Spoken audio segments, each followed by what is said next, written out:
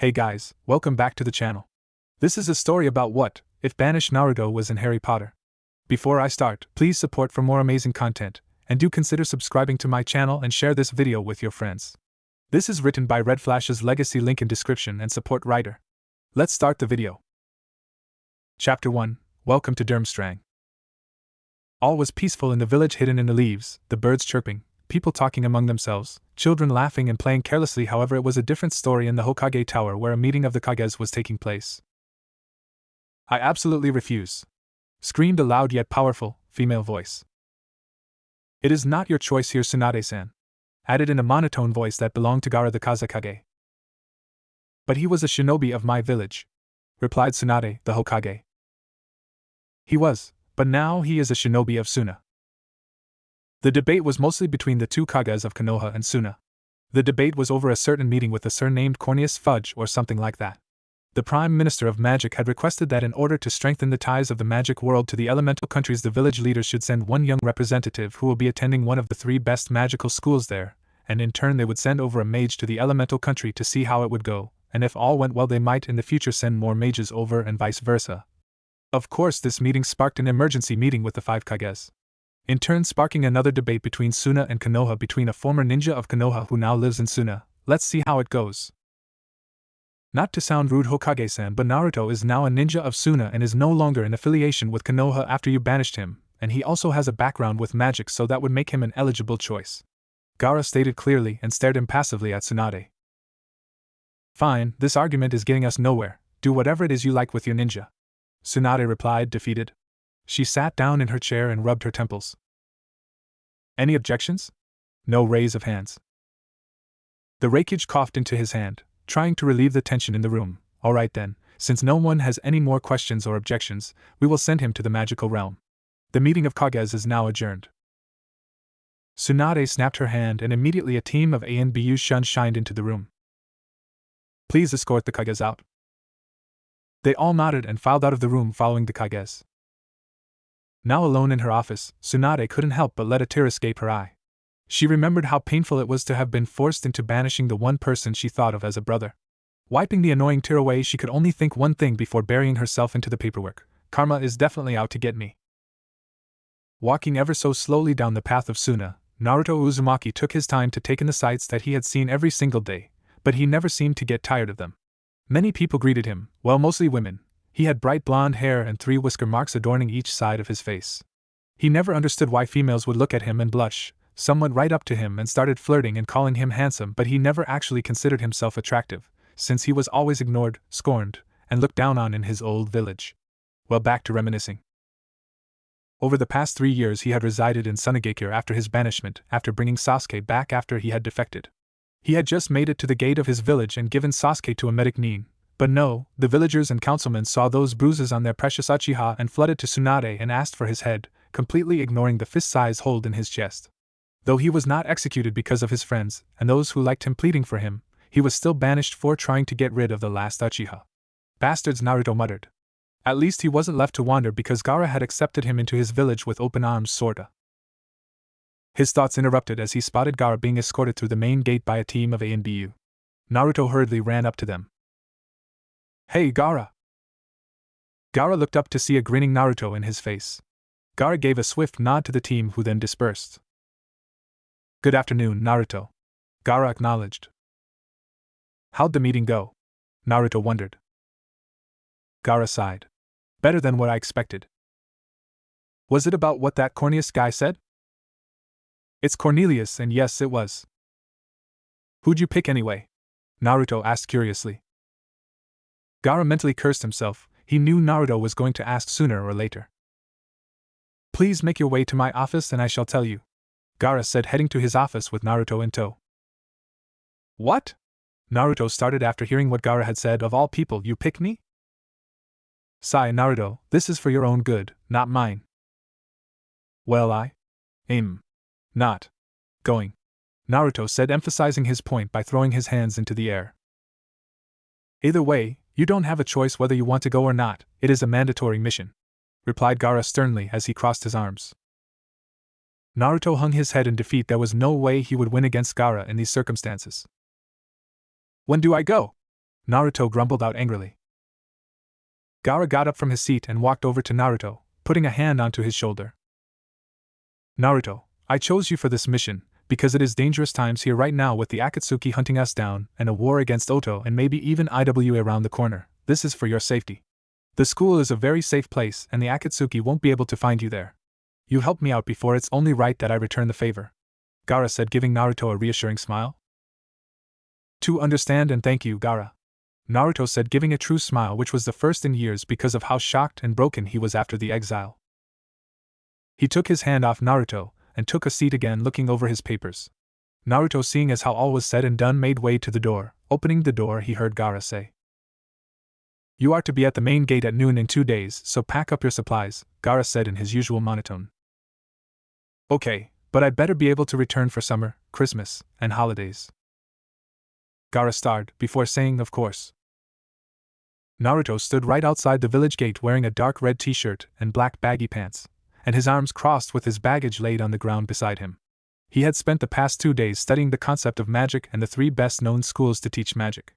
There were many questions in his mind after reading the materials. Was he really supposed to use a thin piece of wood to protect himself there? Why do people call this Voldemort guy, he who must not be named, or you know who?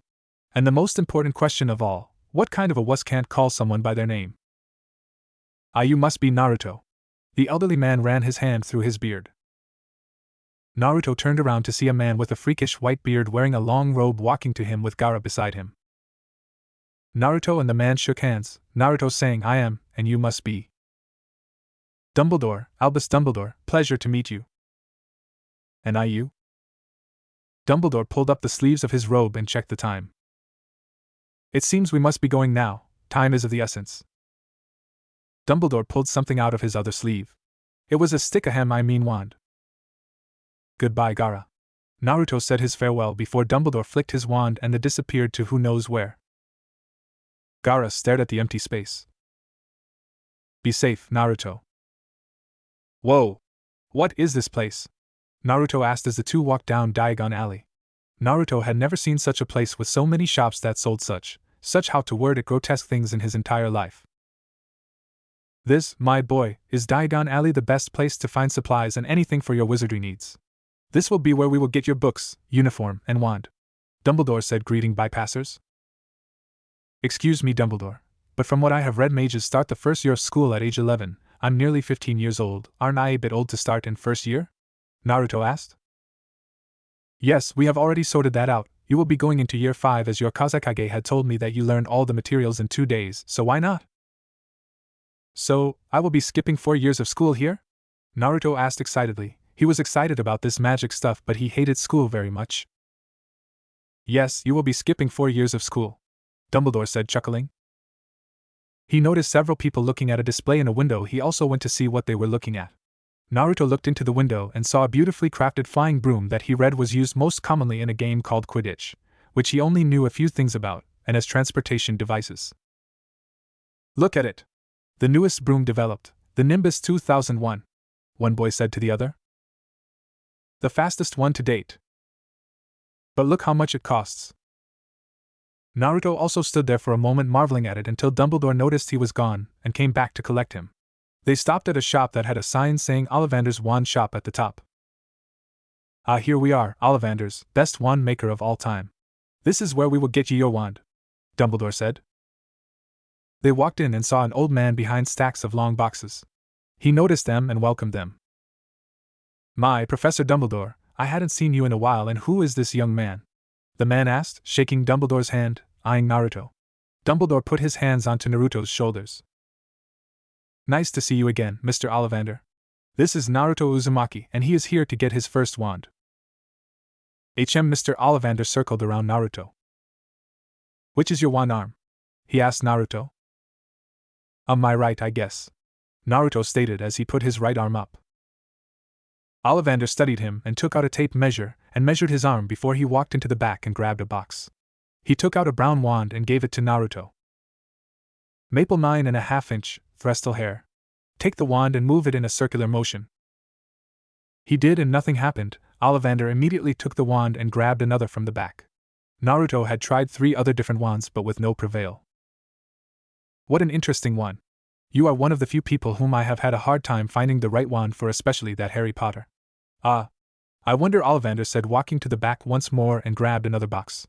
He opened the box to reveal a beautiful long dark, ebony wand with swirls of dark, fiery red and icy blue all around the wand. Naruto grabbed the wand and flicked it like how Dumbledore did before. He felt a breeze and a warm sensation build up in him, his hair moving with the breeze. The tip of his wand erupted in a blue light, sending out blue sparks before disappearing overall. I guess we found the right wand for you. My, how interesting. That wand is one of the few that I have made with more than one core, and remarkably one of the others was given to another Uzumaki, Kushina if I remember correctly. Curious indeed. Well, the wand does choose its master. A dark holly, 11-inch with 2 special cores of a piece of fur from a fierce fire fox that is part of an extinct breed of foxes, a beauty indeed, and that fox gave me quite some trouble, though nearly ripping my arm out of my arm socket, and also the core of a piece of scale from the legendary ice dragon, Hyarinmaru. With the ice affinity more dominant and the fire affinity recessive, but I have a feeling that you can bring out that recessive part of the wand and use both to your advantage. Very nice and supple. It seems that is done. Next we get your uniform and books. Thank you, Mr. Ollivander. My pleasure, Professor Dumbledore. Come again, Mr. Ollivander said, waving to them as they left. Let's get your books and call, and then we can get you fitted for your uniform, Dumbledore said, leading Naruto to Flourish and Blotts to buy his school supplies and books. After doing so, they went to have Naruto get his uniform. This is uniform? Naruto said, looking at himself in the mirror. After they had gotten all of Naruto's supply, they had Naruto fitted for his uniform. Dumbledore found it quite amusing though. Naruto's uniform consisted of blood-red robes with a heavy cloak of furs with silver fastenings hanging off his shoulders, black boots made of dragon hide, and a fur Cossack hat on his head.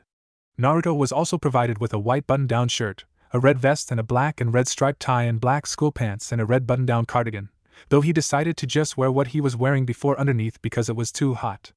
Naruto was feeling very uncomfortable in his uniform. He was even starting to sweat. Scratch that, he was sweating a waterfall now.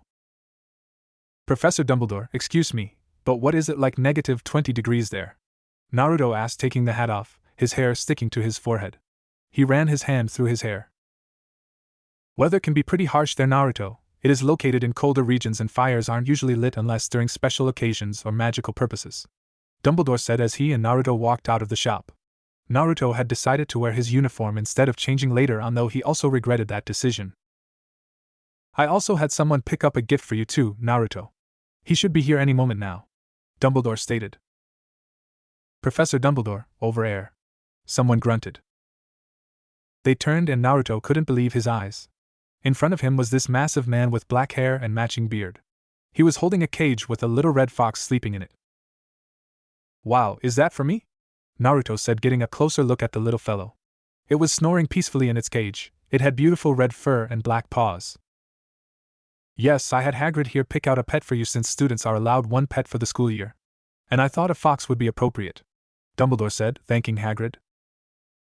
Fine choice too. Poor little fella must have been illy tired too, Hagrid said, handing the cage to Naruto to hold.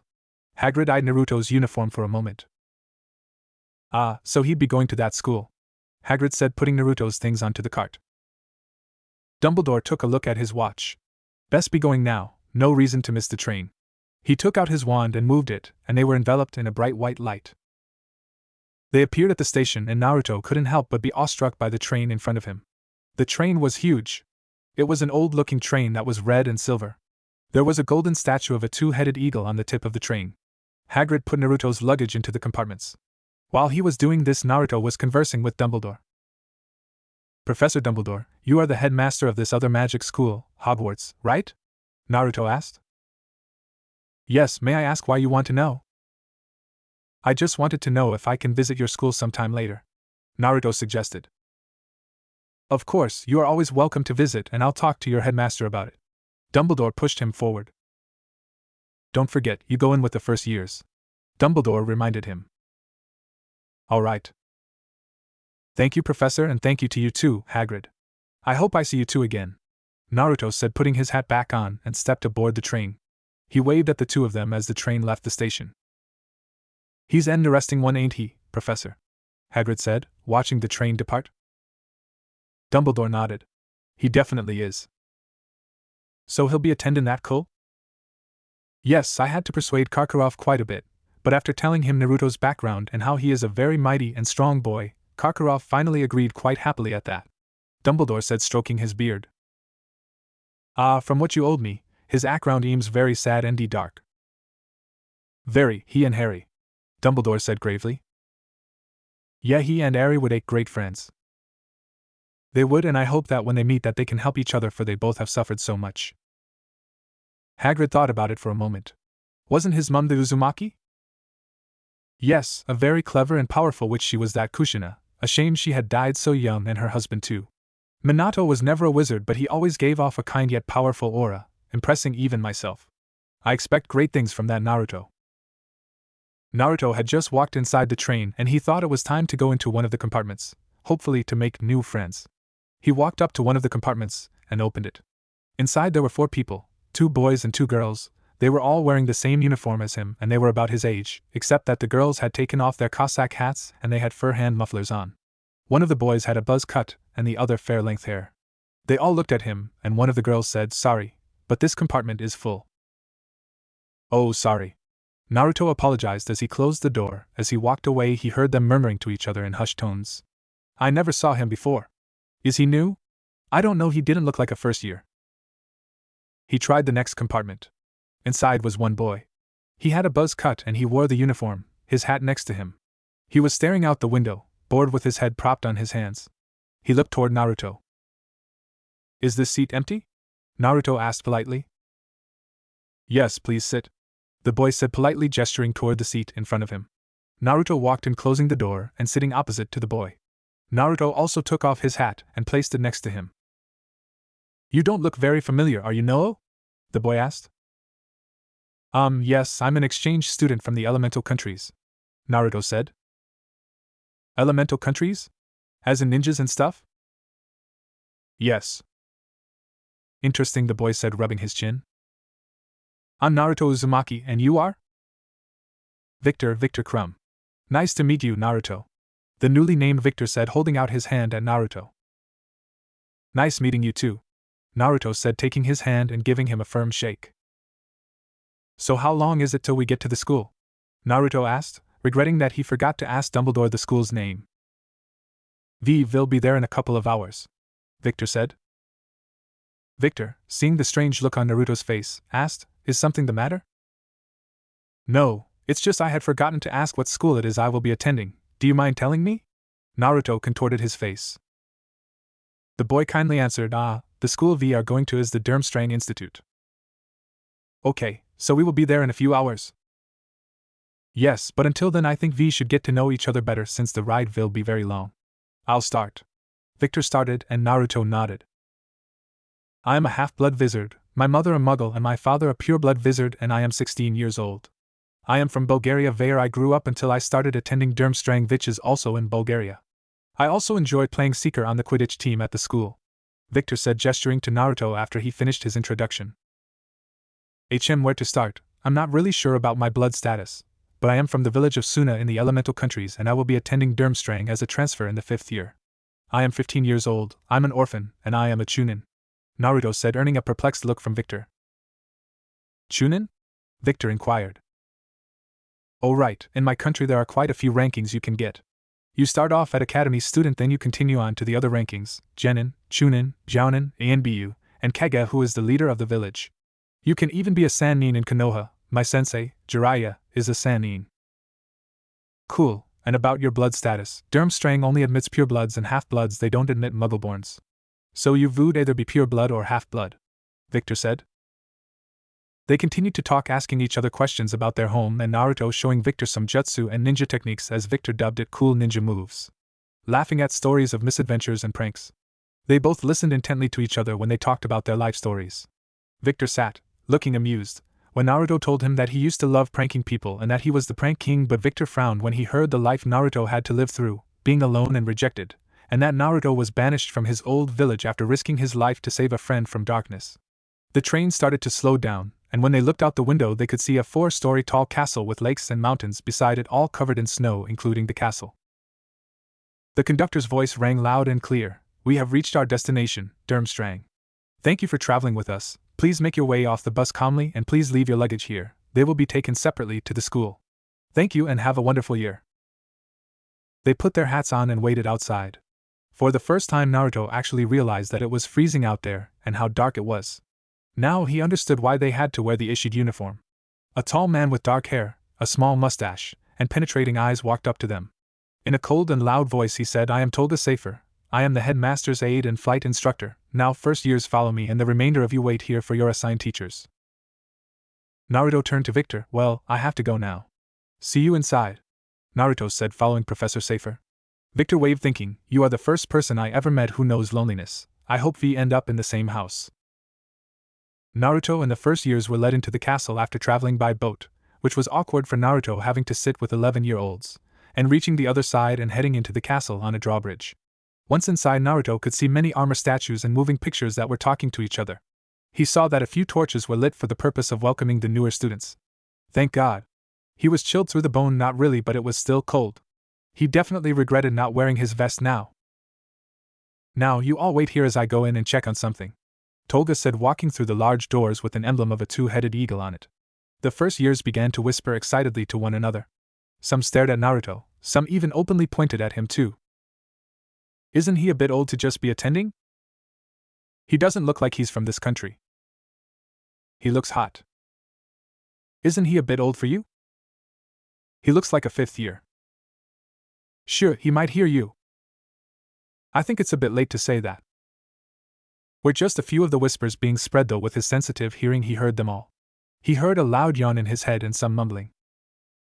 That was the best rest I ever had in centuries, Kyubi said, stretching himself out inside Naruto's mindscape. Nice to hear from you again, Kyubi, Naruto thought sarcastically. Oh, Kit! How was the train ride? Kyubi asked in a bit of a daze from just waking up, and a bottle of booze magically appeared out of nowhere, like magic, and started gulping it down, throwing the bottle away when he finished. Fine, I met this nice guy, Victor. Good for you, I think. Hey, that Tolga fellow is back. You should probably get back and I'll just take another nice long nap, zzzzzzzzz, Kyubi said, falling fast asleep. Naruto rolled his eyes and cut the communication off. Now you all are to follow me into the hall, do you understand? Good. Then you will be sorted into one of the 4 houses, understood? Very well, Tolga said, opening the double doors and leading them into the hall.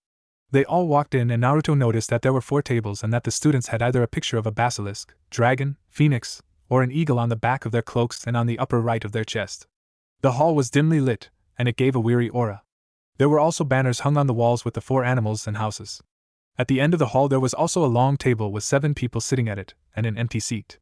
The man in the middle must be the headmaster, Naruto thought as he looked at the man. He was wearing light red robes and a large fur cloak, his hair black as was his mustache.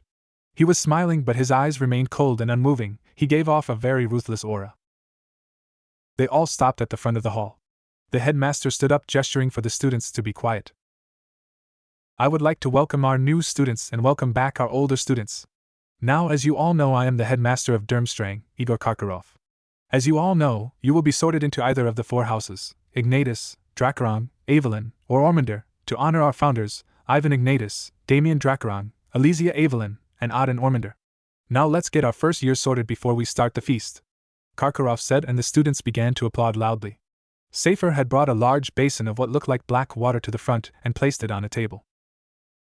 Now as I call your name, you will take this pin and prick your finger using the pin and place a drop of blood into the basin. A flame will erupt from the basin and the flame will show your memories before turning either blue, green, red, or black, symbolizing your house. Afric, Timothy. A thin and short boy walked up and pricked his finger, and winced before he put a drop of blood into the basin. And white flames formed above the water, showing his birth and his other memories, his 5th birthday, playing with friends and others. The images dispersed and the flames turned green before receding into the basin. The image of an eagle burned itself onto the boy's cloak and front right of his robe in gold. Evelyn. The table to the far left erupted into cheers, welcoming their new member. It continued on, with the first years varying in colors and houses. Blue for the Dracarine house with the dragon symbolizing it, red for Ignatius, a phoenix, black for Ormander, a basilisk, and green for Evelyn, an eagle. The last student was finally finished and Naruto was the only one left standing in the front of the hall. Once again, the students erupted into whispers. Naruto could feel the many eyes boring into his back. Naruto tried to look around to find Victor. He finally spotted him sitting at the second table from the left, next to the Evelyn House table. The table's color was red and gold, and he could see the golden profile of a phoenix on Victor's cloak. Ignatius, Naruto thought, putting the pieces together. Victor saw him staring and gave a polite smile. While this was going on, up at the staff table, the teachers and Karkaroff were also discussing the matter. After a few minutes of talking, Karkaroff stood from the table and silenced the hall, a strange glint in his eyes. Students, faculty, it is my honor to welcome a brand new transfer student to our school. Young Naruto Uzumaki here is from the elemental countries, and as a negotiation to exchange a mage for one of their own, he will be attending our school until he graduates in 7th year. Since he is nearly 15 years of age, I found it more appropriate for him to start in 5th year to be among peers his age. Be sure to welcome him warmly. Now let's get Naruto sorted, shall we? Karkaroff said, signaling to Naruto to go up to Professor Safer. Karkaroff sat back down in his seat, wondering which house Naruto would be in, as were others wondering too. Naruto pricked his index finger and dropped some blood into the basin, before his finger healed, but he covered it up before anyone saw. Flames erupted, showing his birth, when he was beaten in his early childhood, going to the academy, meeting Irika and classmates, his fight in the Chunin exams, retrieving Sasuke, his banishment and being welcomed into Suna. Naruto clenched his fists. All his happy memories were being shown, but so were his most sad and painful memories. The images disappeared, leaving behind a red flame, which receded soon after. He saw a picture of a golden phoenix burning onto the right part of his chest on his robes, and thought the same was happening to his cloak. Ignatius. The Ignatius table started cheering and shouting, especially from the girls, as Naruto joined the table, sitting next to a 5th-year boy and Victor, who welcomed him along with others who were happy to have a new member, and that it was the new transfer too. Welcome to the Ignatius house, Naruto, Victor said, patting him on the back. Thanks. Karkaroff once again stood up. Now that our last person is sorted, I would like to introduce the teachers. Charms, Nicole Blaine. Potions, Joseph Fernando. Herbology, Ian Fern. History of Magic, Vincent Zelenka. Dark Arts, Radar Halvard. Transfiguration, Yila Sashka, and Flight Instructor and Quidditch Referee, Tolga Safer. Now, let the feast commence. He waved his wand and all sorts of food appeared on all the tables, and candles appeared floating all over the hall, turning the dim hall into a largely lit hall. Dig in, Karkaroff said, sitting back down discussing some arrangements with the teachers, with Tolga sitting to the headmaster's right. Back at the Ignatius table, Naruto was piling up all the food he could take. He wanted to try all the things he had never seen before. He noticed that the boy sitting next to him was shoving everything he could into his mouth. He looked up, noticing that someone was looking at him. He quickly swallowed the food and gave an apologetic look before introducing himself. Hello? My name is Milos Polyakov. Nice to meet you, he said, wiping some food off his mouth with his sleeve, and offered his hand. Nice to meet you, Milos. I'm Naruto. I hope we can be friends, Naruto said, grinning and taking his offered hand. Definitely, Milos said, resuming his eating food, and who knows what's staining his uniform. Naruto stared at his own plate. Maybe I shouldn't have taken so much food, Naruto thought, sweat dropping as he stared at his overstuffed plate. He took some of it to start, before he noticed a short, black-haired boy wearing round and thick-rimmed glasses sitting opposite to him, eating while studying a book. Hey, what are you doing over there? Naruto asked, looking at the book. I'm just looking over some materials for this year, the boy said, not taking his eyes off his book.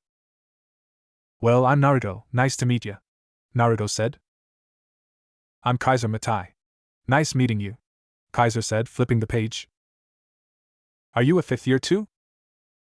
Yes, and I hope we will be seeing each other in class and in our dorms, he said, shutting the book and conversing with the person beside him. Do you like the food here, Naruto? Victor asked. Some are quite delicious while some are unique, Naruto said, poking some of the things on his plate. I also see that you have made some no friends, Victor said, eyeing Milos and Kaiser. Yes, all the students here seem very nice. Some are, others are not so much, Milos said, eyeing some students at the Ormonder table. Naruto continued to talk with Victor and Milos about the school, Quidditch, and the beginning of terms, and desserts soon followed afterward, until Karkaroff announced that dinner was over and that they were to go to their dormitories and get a good night's rest, and that breakfast would start at 6 o'clock and would end at 9. Then they were to go to their assigned classes. He also said Quidditch tryouts would start in 2 weeks, and that the basement and the lower areas of the castle were off limits to everyone. They were led to their dorms with Ignatius located in the tower in the west wing of the castle, and members of the house were to give a password, and theirs happened to be Immortal Summus, and if you forgot the password then you were out of luck until someone who knows the password lets you in. They had given the password to a golden phoenix statue with both wings crossed over its chest, and if given the correct password, its wings would open revealing a passage into the Ignatius common room. Naruto had walked into the boys' dorms, having climbed the stairs from the common room and turning right with the girls' dorm on the left, and walking into the third room in the dorm and saw 8 four-poster beds with 4 aligned next to each other on both sides of the wall, and that his luggage and cage with a cloth covering it was right on his bed, which was next to the window with Victor's bed next to it, and Milo's opposite of Naruto's bed. The room itself was decorated with red and gold. Naruto put the cage next to his bed and luggage onto the chest at the foot of his bed, changed into shorts and a t-shirt, and crawled into the somewhat warm bed after saying goodnight to Victor and Milos. Naruto's last thought were, this should be an interesting school year, here at Durmstrang. He quickly drifted into a long-awaited blissful sleep, not hearing QB say, it definitely will be interesting now that you are in the magical community. Ha ha ha kokokoff, oh god, here comes the hangover. Chapter 2, School Term Begins and Mysteries. Tell me again, Victor, why we have so much homework? Naruto asked as they walked out of his history of magic class. Come on, it is not that much homework, Victor said, looking at his timetable. Naruto's left eye twitched as he sent a non-believing glare at Victor. Are you kidding me? We only had 3 classes so far, and we were given 10-page papers for all 3. Naruto threw his hands into the air, exasperated. A/N, yes, 5th years have tons of homework on the first day. Victor looked at Naruto for a second before looking at his timetable again. We have potions next with the Dracarongs, lunch, a long break, then dark arts and flying class. Naruto lightened up at the thought of flying lessons before Naruto remembered that he didn't really know the basics of flying yet, and it was 5th year. How do you fly? Naruto asked, embarrassingly scratching his head. Victor looked at him. It's actually very easy, anyone can fly. But you have to grip it tightly because the first time I mounted a broom, I flew off easily, but I wasn't holding it firmly, so I slid right off the back and broke my arm and Milo's leg after falling on him. Naruto stared at him. Was that supposed to make me feel any better? Victor grinned at him. Well, I truly sucked back in my first year, but I practiced day and night, and you know that? I play as the seeker for our Quidditch team, and I'm being recruited into the national Bulgarian Quidditch team too. And hey, if you join our team and if you play well, I might be able to vouch for you into the national team, Victor said proudly. Naruto looked at him with round eyes with tears almost falling in chibi mode. How inspiring, Naruto commented with fake enthusiasm. Damn you, Victor replied. Naruto started laughing. Well, you did make me want to join the house team now though. Hey guys, shouted a voice behind them in the courtyard. They turned to see Milos rushing after them. Yo, Milos. Hi, said Naruto and Victor simultaneously. Milos caught up to them saying, Ugh, we have potions now. I definitely think Professor Fernando is out to get me. Milos looked crestfallen as they approached the classroom. Well, you do suck at potions and you blew up 10 of his cauldrons plus the one you bought for the year for the past 4 years, Victor said in an all-knowing voice. Naruto burst out laughing. You blew haha up over 10 cauldrons. Wiping tears from his eyes, Naruto, Victor, and Milos walked straight in and took the last table in the back. In glided a brown-haired wizard with a short and straight nose and crooked teeth. Good morning, class. I am Professor Fernando, and as some of you know, I was sorted into the Evelyn house when I was here, which would be centuries ago, Professor Fernando said, cracking a smile showing off his pearly yet crooked white teeth. Some laughed at his joke, others stared bored. Alright, now I want you to open your textbook and read over the instructions on making the Wolfsbane potion, and you will start to make it, and the perfect one I will use for a werewolf friend of mine. Though I do not expect anyone's to be perfect because of how highly advanced this potion is, I do advise you to try not to melt, burn and or blow up the cauldron, Fernando said, looking at Milos in particular, who shrank in his seat under Professor Fernando's mighty glare. Half an hour later a large explosion could be heard and seen in the potions classroom, and 2 yells could be heard through the ash and smoke that enveloped the entire class. Polyakov. Sorry, Professor. When all ash, debris, smoke and everything else had cleared away, Milo's short hair was now singed at the front and smoking. Everyone glared at him because they were all covered in ash and soot. Fernando shook his head. Milos, you weren't even at the part where you were to heat the potion, and somehow you've amazed me by blowing up your cauldron again. Now class, finish up your potions and I will come around to take a look, Fernando said, brushing soot from his robes.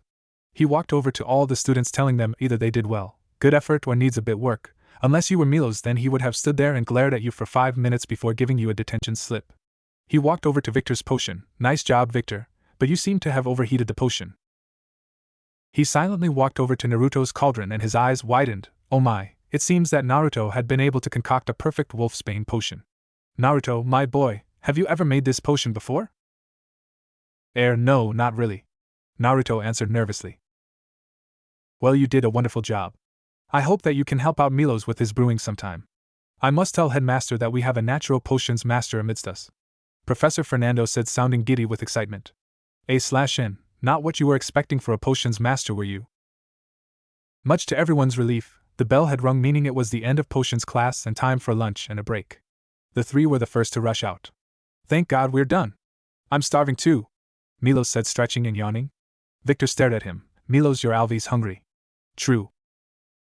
They had quickly approached the Great Hall and saw many others were already there.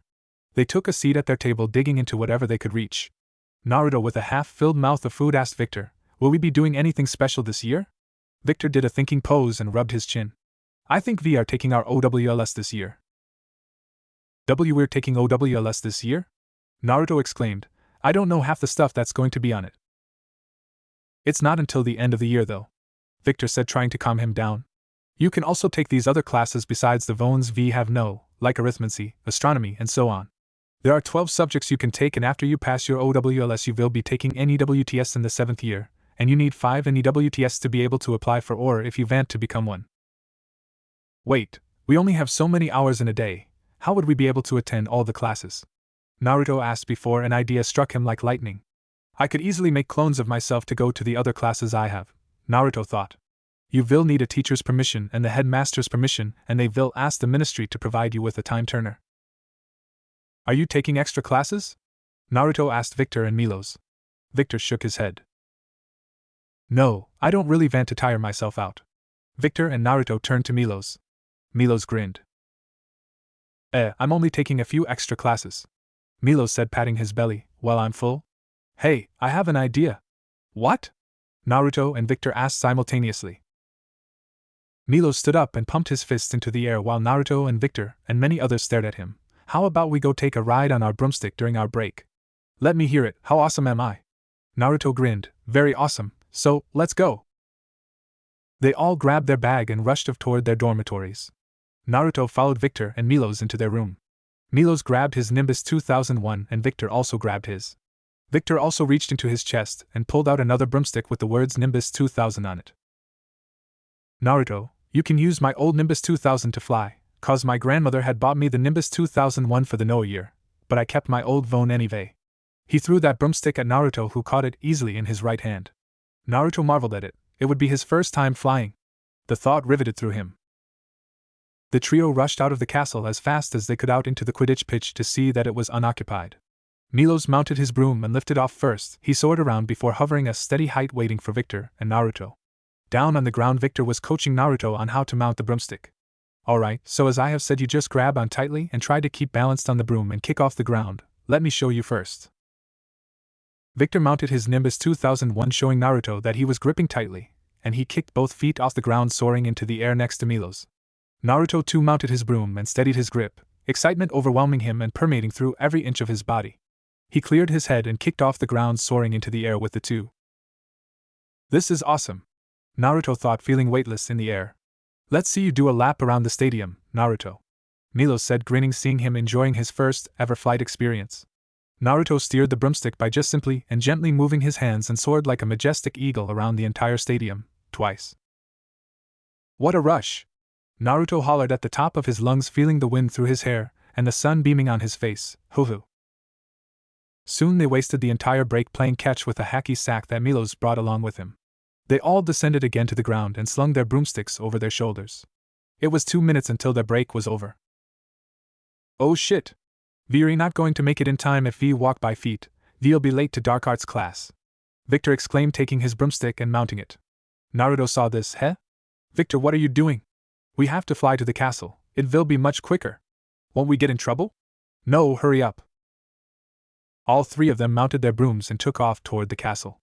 Naruto still felt the excitement in him, but he felt hasty also. Naruto glided to Victor's side. How are we getting into our room? The rushing wind and his blood pounding into his ears slightly impairing his hearing. I left the window open just in case. They slowed down as they approached the west tower. Victor soared in first, followed closely by Naruto and Milos. Hurry, we only have 1 minute left, Milos said, grabbing his bag. They rushed down the hall, passing moving portraits and paintings along the way. They made it into the classroom to see the only table left was in the front and middle row. They sat down and wiped imaginary sweat off of their brow. Naruto looked around the classroom to see if anything stood out so he could remember the classrooms. Many things stood out. 1 was the many posters of national Quidditch teams, 2 was the many miniature figures of broomsticks and figurines of famous players, and 3, he didn't know how to point it out, but it was quite noticeable that the room was painted bright orange. A loud bang meant that the teacher was walking in right now. They all turned to watch a young man with messy black hair. He looked to be maybe in his early or mid-20s. Striding into the room with a large grin plastered on his face. He walked up to the chalkboard and wrote Professor Radar Halvard. Hello class.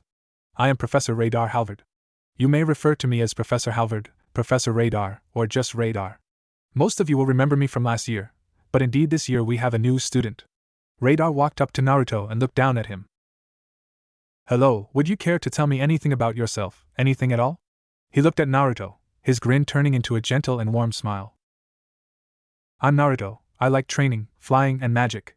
I dislike watching my friends die or get hurt and other things that you don't need to know. My hobbies are practicing jutsus and spells, Naruto said, nervously looking around the class.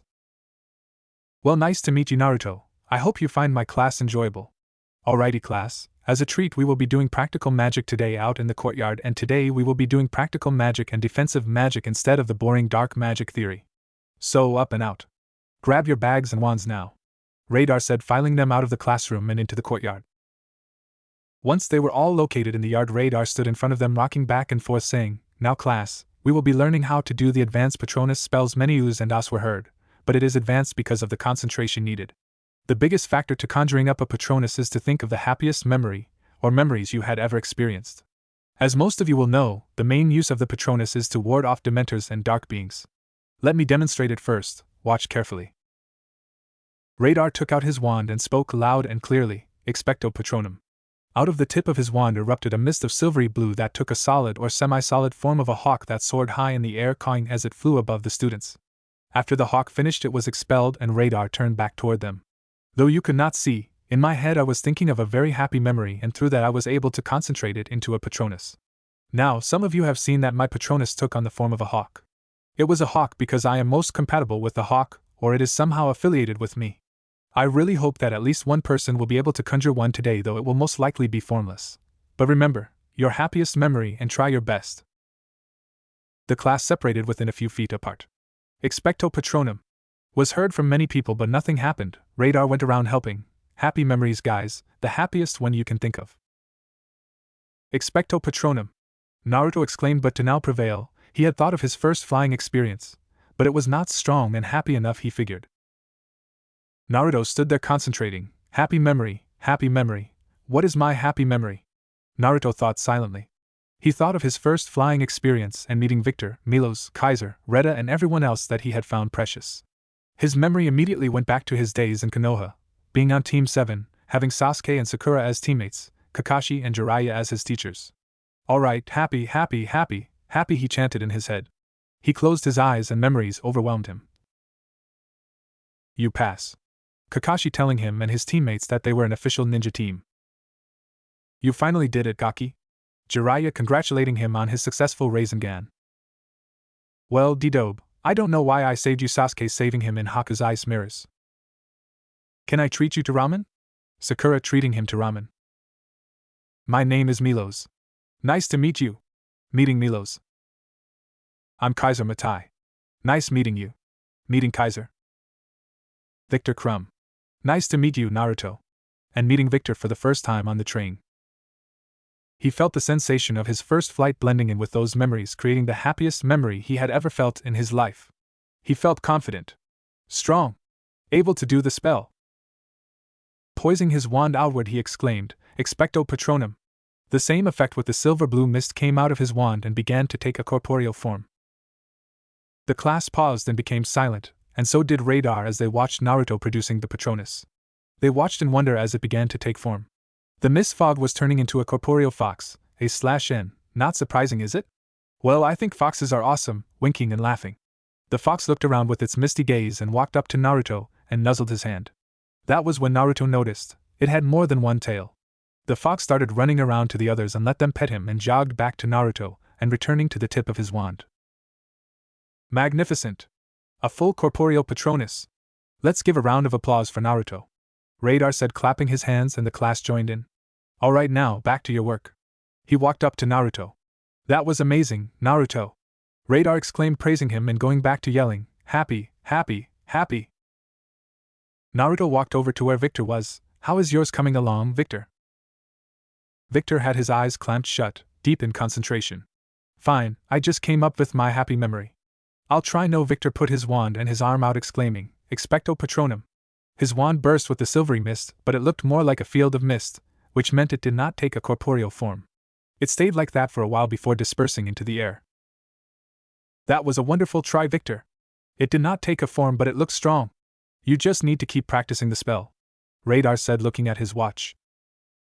Oh dear, it seems like this period is over. For homework, groans and moans are cued. For homework, I will not give you any assignments besides practicing your Patronus. Dismissed. The class dispersed to go to their next class. Milos joined the duo. You did great, Naruto. I wouldn't have thought you'd conjure up a fox. Yours was cool too, Victor, Milos said, walking next to Naruto and Victor.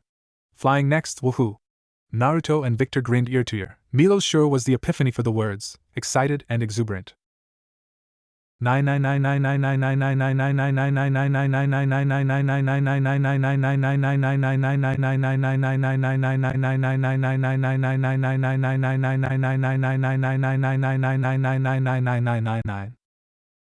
They were, once again, standing in the Quidditch pitch with Professor Safer staring at each one of them, just trying to dare anyone to stare at him for more than 2 seconds. They all had their respective brooms with them, though in Naruto's case, he had to borrow Victor's Nimbus 2000 again.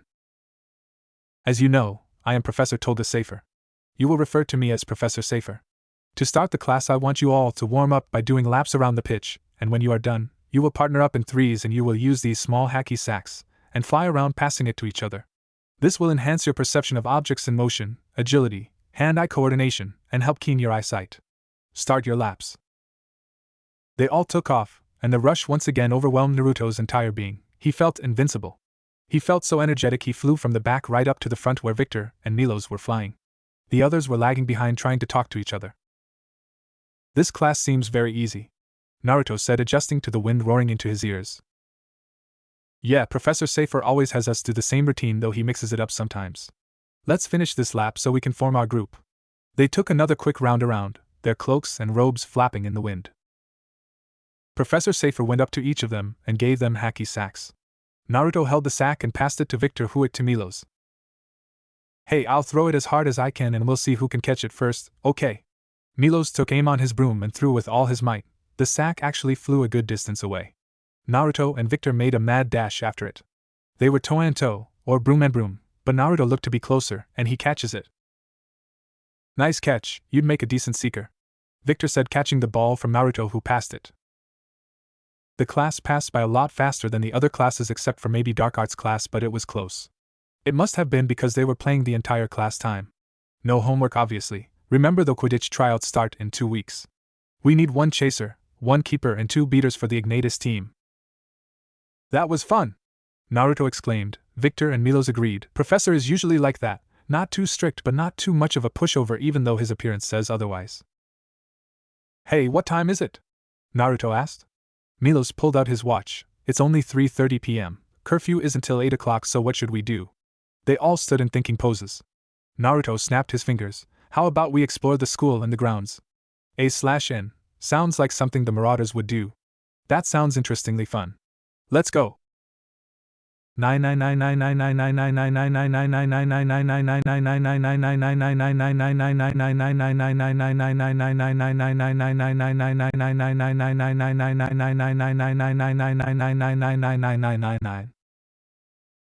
knew there were so many hidden doors, corridors, and passageways in the school, Milos said, walking into the common room, falling onto the couch. Naruto sat in the single armchair and propped himself onto his elbows. I just wonder how they made all of it when the school was constructed. Aha! We should make a map for our use and the future generation. And we can look around the school every other day after classes and put it on the map. Yeah. Let's start tomorrow. What should it be called? Milos questioned. How about the forbidden map? A/N, I know it's lame. Sure, let's get started, Naruto said, running to get a quill and parchment, and started scribbling things down. They stayed like that until 11 o'clock and they went to bed for tomorrow's lessons. In dark arts class they continued the Patronus charm, Naruto and Victor being the only two getting anything out of their wands. And all classes remained the same. Before they knew it, they were roaming the school grounds again, trying to find any hidden passageways. They walked back to their common room to work on the map in the corner, and they finally made the big breakthrough after 4 hours. So there's a hidden passageway there? Yep. And this statue leads to? I think it was to another statue outside the Quidditch pitch. You sure this map will be usable? Victor asked, looking at the complete map. Positive, Milos and Naruto said, giving him 2 thumbs up. A/N, Weasley twin alert? This'll be similar to the Marauders map, because what kind of sneaking around-ish adventure is complete without a map like this? That if we are caught and a teacher takes the map? Naruto took out his wand. Easy, we enchant it to be viewable and unviewable only when the correct words and wand movements are used. Victor looked exasperated. Do you know a spell to do that? Of course no. We can use this book I bought when I was looking for my school books. Milos pulled out a book entitled Magical Mayhem for Mischief Makers. Perfect. Naruto grabbed the book and flipped through. Aha! He exclaimed. Naruto took his wand and tapped the paper. I solemnly swear that I am up to no good. The map stayed the same. All 3 stared at it. Was that the right thing to say? Yeah, that was what you have to say to make it appear. Let's try making it disappear. Naruto tapped it again and said, mischief managed. The map went blank. Wow, awesome, cool, all 3 high-fived each other. Ha, it works. Naruto yawned. We should probably go to bed. It's 12 o'clock right now. We'll try to make 2 more copies another day. Naruto grabbed the map and the 3 walked up to their dorms, and Naruto made sure to place the maps safely in his trunk. Good night, night, nighty night.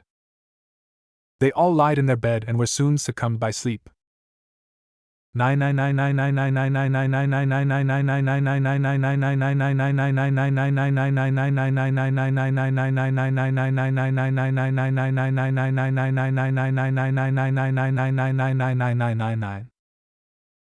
was the day when the Quidditch tryouts were to take place. Naruto was nervously pacing back and forth in the common room, Milos pacing with him. Victor had walked into the common room and watched the 2 of them pacing. That are you 2 A/N, the W is not heard or pronounced. Doing? We're pacing. Vi. Naruto and Milos collided with each other. Naruto rubbed his forehead. Today is when the Quidditch tryouts are taking place. Okay? But Vi, why are you pacing though? Naruto and Milos looked at each other, then back at Victor, and they both said, we're nervous. Victor grabbed them both by the arm and pulled them up and pushed them toward the exit. Just go for it, okay? Naruto skidded to a stop. Yeah, you're right. Milos and I should go for it. Let's go. Naruto and Milos took a step out of the room before stepping back in. We are in pajamas, and we need to get our brooms. Naruto and Milos raced upstairs and changed into their uniform. Naruto changed into his white button-down shirt, red vest, striped tie and his black trousers, while Milos wore his white shirt with his red cardigan. Victor, can I borrow your Nimbus 2000? Naruto asked, walking down the stairs, being careful not to fall. Sure, on second thought, you can borrow my Nimbus 2001 for good luck. Thanks, Naruto said, scratching his cheek and running up to grab the broomstick. Naruto and Milos ran out of their common room and thanked Victor for the support, and he said to them that he would be watching the tryouts because he was on the team.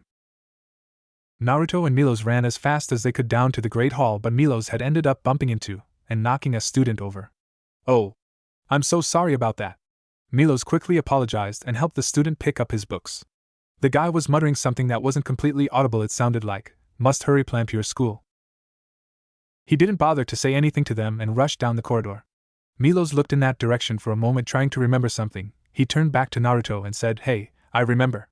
He's a 5th year in the Evelyn house. Really smart fella he is. Shoot. We better hurry up and eat. Tryouts are in half an hour. They pushed the massive doors open and sat at their respective table and began scarfing down their food as fast as possible. They bolted out of their seats so fast many students craned their neck just to see what the racket was.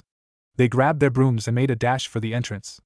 The pitch was empty when they first arrived, So using their time wisely, they took off and flew around the pitch and landed back down, seeing the Ignatius team approaching. Looky here, guys, looks like we have new recruits, the tall, brown-haired sixth year said. He walked closer to them until he was a feet apart from them. What positions you trying out for? Chaser Naruto said first. Beater Milo said second. Wonderful. I'm the Ignatius captain, Daniel Flitch. Now, let's see what you got. Blondie, you're up first. I'm going to ask you a few questions before we start the physical tryouts. Alright, name? He asked. Naruto Uzumaki. Age? Turning 15 in October. Naruto said, seeing Daniel scribbling things down. He looked up and threw the clipboard and pen aside. Well, now the boring part is done. We only have to do that because we have to. Let's hit the air. Up you go, Uzumaki. I'll be telling my other chaser to throw the quaffle at ya, and y'all be throwing them into those 3 hoops in the quickest time, alright? 'Kay, up you go. Naruto flew up into the air and waited for the other chaser to throw the large red ball that had large indentations in it. Daniel clicked the timer, starting Naruto's time.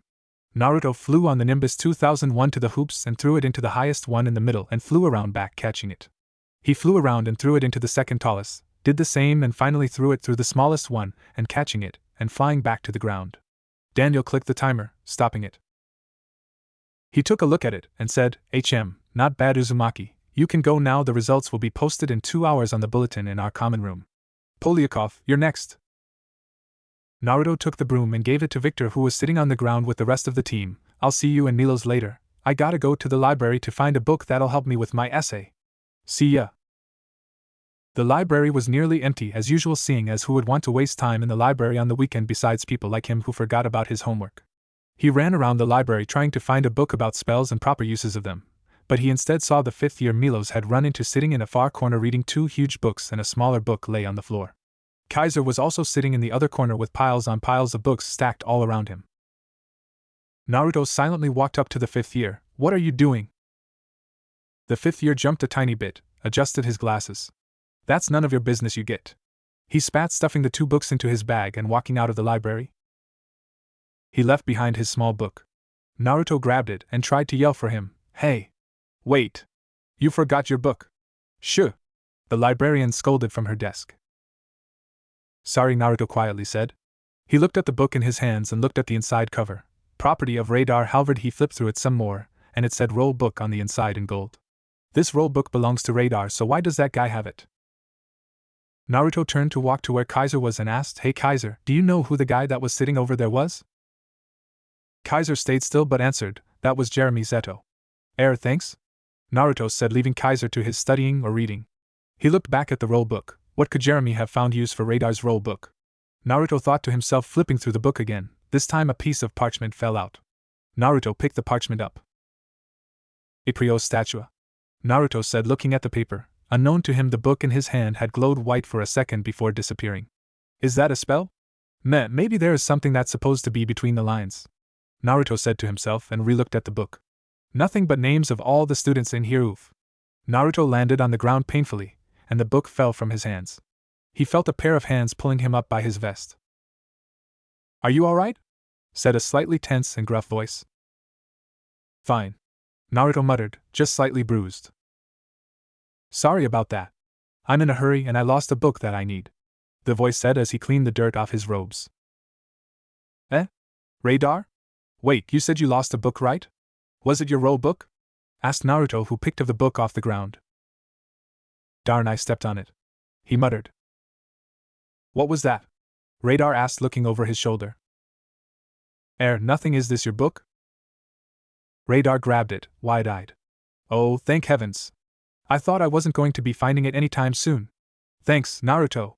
As reward for helping me out, could you swing by my office later at say 7:30 tonight? Jiminy crickets. I'm late. See ya then. Radar said, cheekily, running down the corridor and disappearing around the corner. Naruto looked back at the parchment. I'll just hang on to this for now. He slipped the paper into his pocket. Hey Naruto! Hey Naruto! A voice echoed down the corridor and footsteps rushed toward where he was standing. Naruto felt 2 pairs of arms grabbing him from the sides and lifting him and carrying him toward the West Tower. Naruto looked side to side, seeing Milos and Victor and a few other Ignatius students following closely. The results from the tryouts are being posted right now. Move it, people, future Quidditch stars coming through. Immortal Summus. The Phoenix's wings opened, revealing the stairs in which they all trampled on as fast as they could. A sixth year sitting in the common room looked up at them. Hey guys, the Quidditch results were posted, so if you wanted to argue. The sixth year was trampled and sucked into the group, trying to get a glimpse of the board. The three were waiting patiently. Well, in Milo's case, he was stomping his feet like he had a twitch, waiting for the others to finish. Most of them left with their heads hanging low. A fifth and sixth year high-fived each other, screaming, "Yeah!" Naruto and Milos glanced nervously at each other. The moment of truth. All right. They grabbed each other's shoulder and walked up to the bulletin. Ignatius Quidditch tryout results. Keeper, Andrus Yech. Beater, Joshua Kifa. Naruto and Milos glanced nervously down. Beater, Milos Polyakov. Chaser, Naruto Uzumaki. Choices are final. Meetings start in 2 weeks. Sign. Ignatius Captain Daniel Flitch. Naruto and Milos gave a loud, "Hell yeah!" Victor clapped the two on the shoulder. "Congrats. Let's go celebrate at dinner, come on." They took their time to get down to the Great Hall, singing random jolly tunes. They practically skipped into the hall and were about to take a seat when they heard, "Hey! Naruto, Milos, why don't you and Victor sit with the Quidditch team?" Daniel's voice echoed through the hall. They walked to where the team was, which was near to where the staff table was and furthest from the door. "Here, you two take honorary seats." Grinning, Daniel patted the place next to where he was sitting. They took a seat and began munching on the food. Daniel lifted his goblet and took his spoon and proceeded to clang the two together. The hall hushed and many were seeing who had caused this silence to break over. "Ignatius table, can you hear me? All the other houses, this has nothing to do with you, so go back to your dinner," Daniel said, though the whole hall, including the teachers, could hear him. Daniel stood up and walked to the edge at the top of the table. "I, Daniel Flitch, Ignatius Quidditch captain, would like to propose a toast to our 4 new members on the team. Our keeper, Andrus Yech, our beater, Joshua Kifa, and our new beater and chaser. Our new chaser is Milos Polyakov, and our new chaser is our new student in 5th year also, Naruto Uzumaki. Let's give them a toast." Daniel raised his goblet, and others followed. He then tipped the goblet onto his mouth and greedily drank all of its contents. Some sitting at other houses joined in the toast, and others just laughed at their antics. They all ate until they could no longer, and it was 7:15. "Come on, I still have to do my report for tomorrow." Milos hastened, trying to get them to go up with him to help him. They almost reached the door when a smug voice halted them. "I'm surprised you managed to get on the Quidditch team, Polyakov. Let me guess, they let you in as a towel boy, but they felt sorry, so they let you take the beater post until they find a better one. Which shouldn't be hard at all," the lengthy brown-haired, sharp-faced boy said, howling with laughter, and so did the group following him. Milos grew red with anger. "What did you say to me, Scorpius?" It took a handful of students to hold Milos back and preventing him from punching the jerk. The boy stood there smirking. "I highly doubt a wuss like you could even lay a hand on me," he said in an "I am so better than you" voice. "Just because a git like you is rich doesn't mean you're better than me," Milos howled, his face flushed completely red. "But you're wrong, it does, piggy," the boy, whose name was Rex Scorpius, said smugly.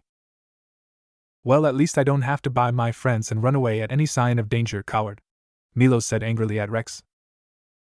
Rex stopped laughing. "You son of a b dash." Milos had freed himself from the others and cocked his right arm back and punched Rex square in the face. Rex landed on the ground with a thud. He slowly got up to show that his nose was bleeding and that he had a black eye. "Don't you dare try to insult my mother!" Milos screamed and raged. He was punched in the face too by Rex, who had run up to Milos. They were about to start brawling, but Naruto and Victor stopped them. Milos looked at his friends and back to Scorpius and finally at the ground. Milos made to walk away, but he heard other students gasping around him. By the time he turned, he saw Scorpius pulling out his wand and saying, "Stupefy." A red beam emanated out of his wand and come hurling toward Milos. Milos tried to pull out his wand, but Naruto was faster. Protego. A small shield materialized in front of Milos. The spell rebounded of the shield and headed back around to Rex. He managed to hit the floor in time to avoid the spell. He shifted his wand at Milos again. Victor pulled out his wand this time and whispers, "Levi Corpus." A flash of light appeared and Rex was levitated up in the air by his ankles, his wand forgotten on the floor. "Stop!" Headmaster Karkaroff's voice rang high in the air. All occupants in the hall were silent, watching the scene unfold. Attacking another student is strictly forbidden. I hope you two are prepared to face your punishments. Karkaroff stared down at them coldly and furiously. Rex, who was being supported by another student and after telling them to stop touching him, tried to defend himself. But Headmaster, Polyakov had punched me. Gesturing to his black eye, cut lip, and bloody nose, he attacked me first, so I had to defend myself. Enough. You both will have 50 points deducted from your houses and you will be serving detention tomorrow night. You, Scorpius, will be serving detention under Professor Zelenka and you, Headmaster Karkaroff started, turning to Polyakov who looked up, his face bloody from the bloody nose and his lips swollen. Will be with Professor Halvard. He made a 360 and faced Naruto and Victor. And you too. He stood looking at them, ignoring Milo's pleas that they were only trying to break up the fight. You two have earned 5 points each for trying to break up a fight. Good job, A/N, favoritism much? He said, and with a swish of his cloak he walked back up to the staff table. They helped Milos out of the Great Hall and to the nurse. Well, at least you guys didn't get in trouble. Milos joked, trying to smile with his swollen lips. Naruto, who was supporting Milos from the right, asked, who was that jerk anyway? Milos slowed down a bit. That prat? His name is Rex Scorpius, the worst git there is, shame he decided to go to this school. The first time he saw me, he instantly made me his target because of my messy eating habits and so on. They arrived at the hospital wing and sat Milos down at the table. The nurse had used a spell to stop his nose from continuing to bleed and his lip had been deswollen. He looked at the clock, it was 7:02. Gee whiz. He was late. Naruto got up hastily and turned to Victor and Milos. Sorry guys. I gotta go meet with Professor Halvard. He rushed out and they heard a loud thud a second later and an, I'm okay. And his footsteps faded. Naruto quickly sewed his way through students returning to their dorms and arrived heaving and out of breath in Professor Halvard's classroom. He calmly looked up, sipping his pumpkin juice. Ah, there you are, Naruto. Sit, go on. Radar said, gesturing to one of the empty desks/tables. He set a cup of pumpkin juice on the table and moved it closer to Naruto. So, I heard you made it into the Quidditch team from the commotion coming from your captain and a chaser at that. He went to his broomstick case and reached inside and grabbed out an older yet still new-looking broom and held it tenderly in his hands. I remember when I attended Durmstrang, was sorted into Ignatius, and was chosen to be the chaser, good memories that have long passed. Headmaster Karkaroff was actually my headmaster too, as a matter of fact. He said, putting the broom back. Naruto had finished his juice by the time Radar finished his quick rant. So why am I here, Professor? Call me Radar, please. Oh, that's right. I wanted to give you something, he said, snapping his fingers together. He walked behind his desk into the closet and pulled out a huge book titled The Big Book of Spells. Here you go. He dropped the book onto the table. You did marvelously on my lessons and I don't think you know too many spells, so this is the latest book that has every spell and casting directions and dark magic theories. It's almost curfew time. Run along, shoo shoo. Radar said, pushing Naruto out of his classroom, and shoved the book into his hands. See you? Naruto murmured as Radar slammed the door shut.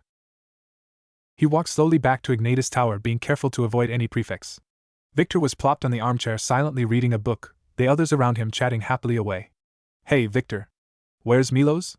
Naruto said, falling to the ground and sitting cross-legged on the floor and laying his book aside. Victor closed his book, threw it to the table. He's still down at the nurse's. That's that? Victor pointed at the book. Oh, this? Naruto asked, gesturing to the book. Radar gave it to me. It has all these spells and dark magic theory or something like that. Let's see what's inside it then. They opened the book and began to read aloud. The weeks had gone by faster than he expected, and today was Saturday, and October 10th, his birthday. Naruto tried to sleep again, seeing that it was a Saturday, but, Naruto. Get down here! Hurry up! Groaning, he threw his blanket off and walked down the stairs. What? What is it? Naruto walked and tripped down the stairs as he was rubbing his eyes, resulting in him falling flat on the ground. He got up slowly, looking at them groggily. What? Victor and Milos were standing side by side, looking like they were trying to block something from view. We called you down here to tell you, Milos started, and they both said at the same time, Happy birthday. They moved aside, showing Naruto a massive pile of presents sitting next to the fireplace. What is all that? Naruto asked stupidly. Your presents, silly, Milos said. But why are there so many? Well, Headmaster Karkaroff had told everyone while you were doing an errand for him, and it was on the main bulletin near the Great Hall, So everyone, mostly, decided to welcome the new 5th year with presents. Naruto now understood and he made sure to read bulletin notices from now on. Come on. Open your presents. Mine first. Victor said, giving him a long box that was a bit longer than him. He ripped open the wrapping paper and slowly opened the box. Wow. Naruto said, looking at the contents in the box. Inside was a brand new and polished Nimbus 2001. The sleek handle was smooth under his hands and the bristles trimmed to perfection. This must have cost you a fortune. Victor lifted his hand to stop him. Don't mention it. Ooh, mine next. Mine next. Milo said, grabbing his present from the pile. Here. He thrust the present into Naruto's hands. It was a very strangely wrapped gift that was soft and lumpy.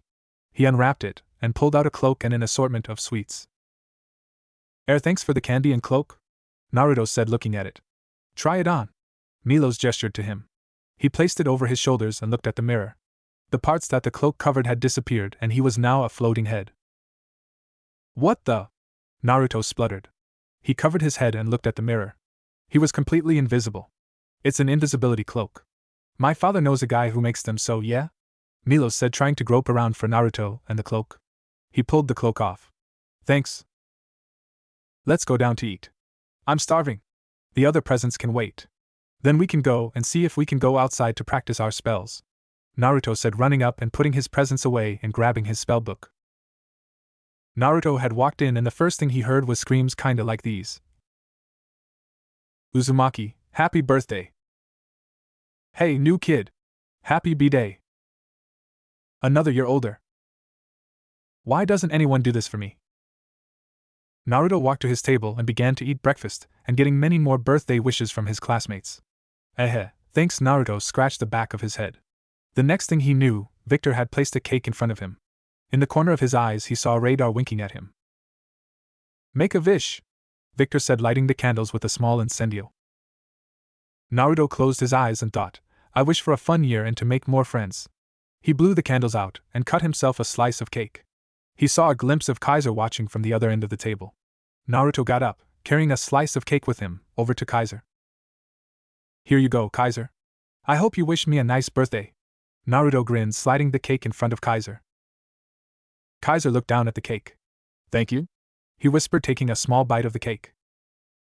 Naruto finished his cake and he, along with Victor and Kaiser, had gone outside into the courtyard. The first spell is called Accio. It is primarily used to summon objects at the caster's bidding. Naruto said, reading word for word from the book. Oh yeah? V learned that in charms. Damn spell almost killed me. Professor Blaine had a pocket knife in the classroom, and someone used the spell and it flew at me. Victor grimaced at the memory. Milo scratched his head. My bad, Victor. I was aiming for the apple she had. I was hungry. Okay, Naruto. How about you try to summon that rock over there? Milo said, pointing to an isolated rock at the end of the yard. Hold on 1 second. Victor said, and pulled a helmet out of nowhere and placed it on his head. Alright, I'm ready. Accio. Naruto cast the spell and it did start coming over to Naruto at 70 miles an hour. Milo's and Naruto ducked and the rock hit Victor's helmet. Victor stood there unfazed. He put his thumbs up. I'm okay. I knew this would come in handy. He knocked the top of his helmet.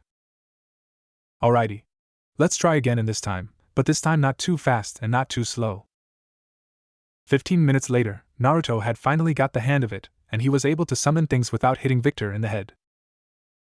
Awesome, now let's see what other spells we can do. Aha! How about the E-Root Statum spell? It hurls the caster's desired object forward. Milo said, pointing to the spell for Naruto and Victor to see. What should we use? Naruto asked, looking at the spell. Milo's grinned. I have an idea. His eyes moved to Victor, who caught the look, said, No? Come on. Milo's whined, You have a helmet. And no, that doesn't mean I won't be harmed bodily. Victor said, shaking his head and crossing his arms. What are we going to use then? I have a proposal, Victor said, his eyes twinkling. They ended up putting Quidditch gear on Milo's and Victor's helmet safely on his head. Okay, so Naruto, if you will, cast the spell, Victor said. E-Root Statum, Naruto said, an invisible force expelling from his wand. Milo's clamped his eyes shut, awaiting for the spell to hit. He was hurled 100 feet back and landed against a tree. He got up. Hey! That didn't hurt at all. Ah! Milos was soon attacked by the tree's angry squirrel inhabitants. Seems that went well on your part. Let's try the dash. Aha! A scream echoed in the sky. A flock of birds flying out from the trees, obviously disturbed by the scream. What was that? Milos asked shakily. Naruto pointed to the lake hidden behind trees beyond the gate. It sounded like it came from over there. They ran to the clearing to see a fourth-year girl writhing on the ground in pain. She convulsed before passing out on the ground. What was that? Naruto asked, examining the girl. Victor's eyes narrowed. It looks like the cruciatus spell. It causes extreme pain to the target. The spell wore off, which means the caster is probably gone by now. Well, come on guys, help me get her to the castle, Naruto said, heaving the girl onto his back. Naruto sprinted into the trees. Milos and Victor ran after him. They ran into the main entrance.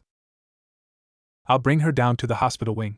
You two tell Headmaster Karkaroff, Naruto said, running down the corridor. He arrived at the hospital and placed her onto an unoccupied bed. The nurse examined her and said she was stable and to just let her rest. Headmaster Karkaroff and the other teachers with Milos and Victor followed close behind, burst into the room. What happened? Karkaroff said, looking at the girl. Naruto got up. Well, Victor, Milos and I heard a scream coming from near the lake. So we checked it out, and we found her on the ground in pain. Victor said it might have been the cruciatus spell, Naruto said in one breath.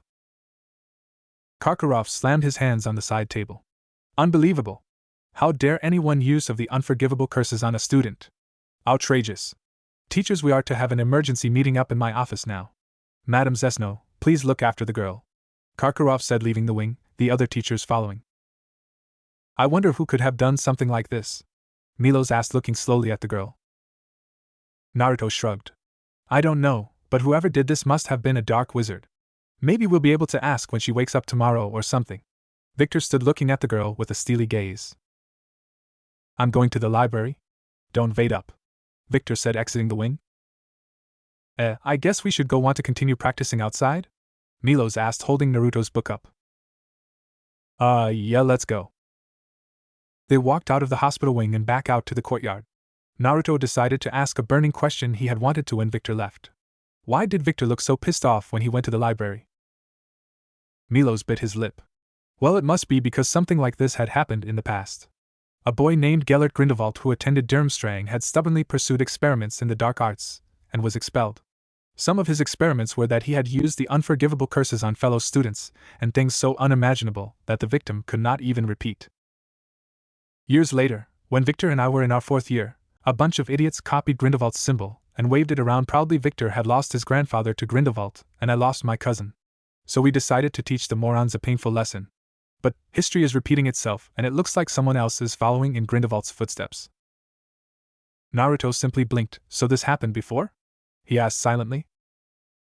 Milos nodded. Yes. Naruto's fist was shaking, and so was his body. That's terrible. Why would anyone do that? Naruto screamed. His eyes widened and he slowly looked at the ground. Ninjas were exactly like that, hurting one another without any remorse. In the back of his mind, he knew that wizards like that were not so far off from ninjas. They were almost similar, really, destroying anything to get what they wanted. I don't know. I guess it's just in their nature, Milos said sadly. I think we should get back to the book. How about we try the disarming spell? He showed Naruto the spell. He nodded. Milos walked to the other end of the yard and took out his wand. Naruto held his wand in both hands and exclaimed, Expelliarmus! A stream of red expelled from his wand and connected with Milos, resulting in his wand being thrown to the side and him flying backwards. Oh crap! Naruto said, watching Milos get up. He wobbled to Naruto and grabbed onto him for support. I don't think we need to practice that. I think we should go back into Ignatius Tower, Naruto said, and lifted Milos up and put his arms around his shoulder for support. When they had gotten back to the tower, Victor was nowhere to be found. Milos and Naruto had decided to go up to their room and opened up a few more presents and went to bed, the incident with the girl making them lose their appetite. Naruto hit his bed with a soft thud and slowly closed his eyes, one last thought lingering in his mind. Things just got a lot more complicated this year. Kyubi opened his eyes. You have no idea, Kyubi said before he too closed his eyes in exhaustion. Chapter 3, To Hogwarts We Go! Finished! Naruto happily exclaimed and slammed his book shut. He held up his 3 feet long parchment and looked at it lovingly. Milos pouted, watching Naruto kiss his essay enviously. How is it that you, who complained the most about the homework, managed to finish it before us?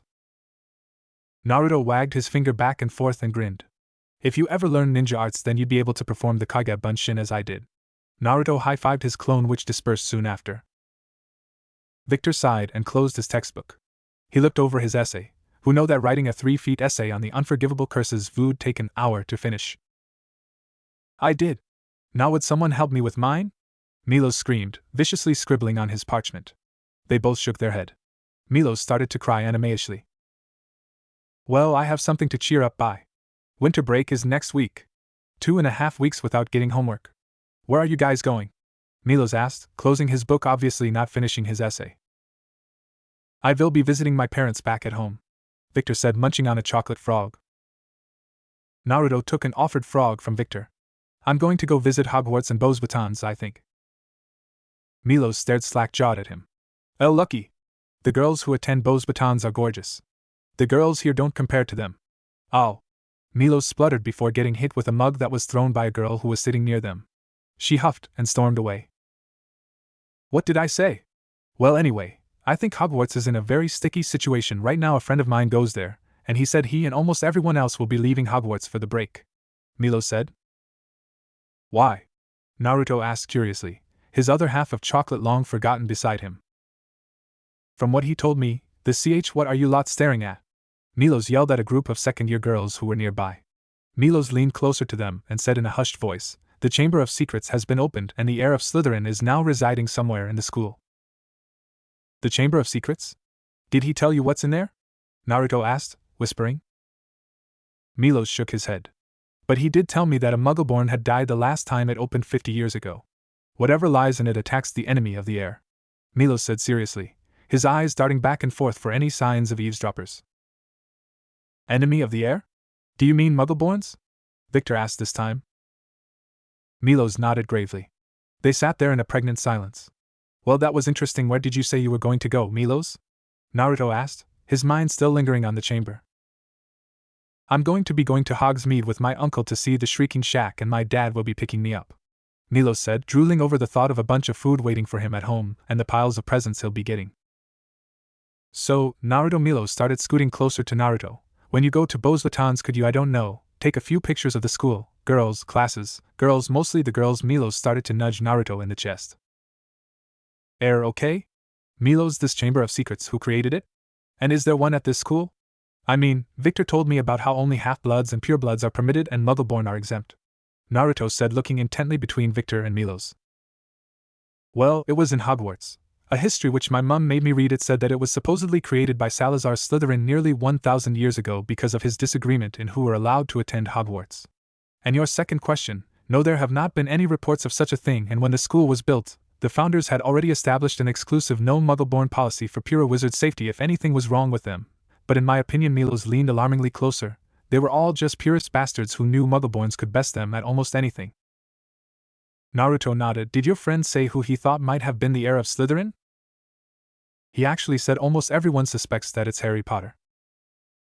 Harry Potter? But isn't he the Vone that vanquished Voldemort and everything? Why would they suspect the Vone who had opened the chamber when he killed Voldemort, who was Slytherin's descendant? Victor asked, obviously confused. Milos winced at the mention of Voldemort's name but continued, he only told me that at one of their classes a student made a snake appear and Harry started to talk to it, and from what my friend said, the snake tried to attack one of his classmates. Talking to snakes? You mean he's a Parseltongue? Victor asked. Naruto looked confused. Parseltongue? Does that mean the ability to talk to snakes? Is that uncommon? Yes, and it is a very uncommon and unlikable gift considering he who must not be named is a Parseltongue too, Milos answered, shuddering at the idea of talking to snakes and you-know-who. So Milos started, did any of you finish the essay for Transfiguration? Naruto and Victor nodded. Can I copy it? Milos asked hopefully. Naruto and Victor looked at each other before facing Milos and saying simultaneously, no. Why me? Milos exclaimed, crying manly tears as he wrote the massive essay.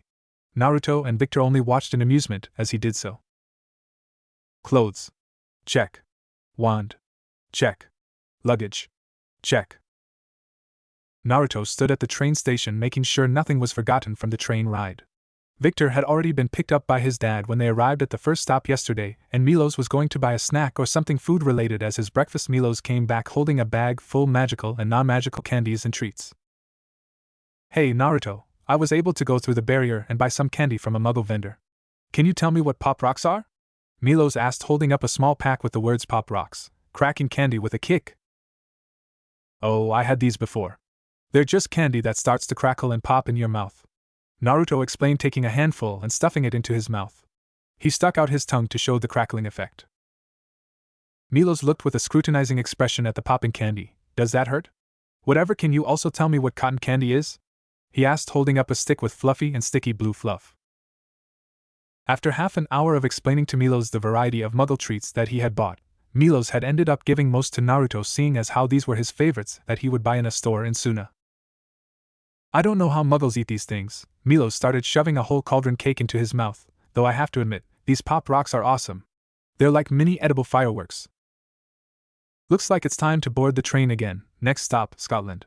Naruto said, grabbing the railing. Yeah, you'll be going to Hogwarts from Hogsmeade and my uncle will meet me there. The train ride to Scotland was once again long and dull. They were slowly pulling up near Hogsmeade. Wow, it feels a lot warmer here than in Bulgaria, Naruto said, stepping off the train. It should. Bulgaria has much lower climate and temperature than Scotland, Milos stated, jumping off with his things in hand. Well, I'd better go meet up with my uncle, have fun at Hogwarts and Beauxbatons. And don't forget the photos. Milos grinned as he ran off. Naruto shook his head. I guess I should start my way to Hogwarts, he sighed, and started his trek. Hogwarts Castle was much larger than Durmstrang, but Durmstrang had more land that stretched even further. Naruto had to agree that he enjoyed the warmer weather though. They have a clock tower? Naruto was standing at the entrance of Hogwarts, and the school seemed kind of empty, like no one was there at all. Hello there, mate, said two identical voices. Naruto whirled around to see identical red-headed twins looking at him curiously. Hi, Naruto said, looking at them.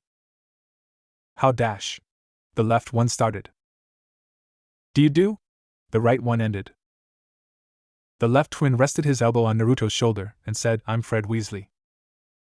The other did the same, and I'm George Weasley. And might we ask dash? Who are you? I'm Naruto Uzumaki, Naruto said in amusement and somewhat perturbed. Fred started as the twins circled around Naruto, eyeing him up and down. Judging from your uniform, you're dash. From Durmstrang. They finished together.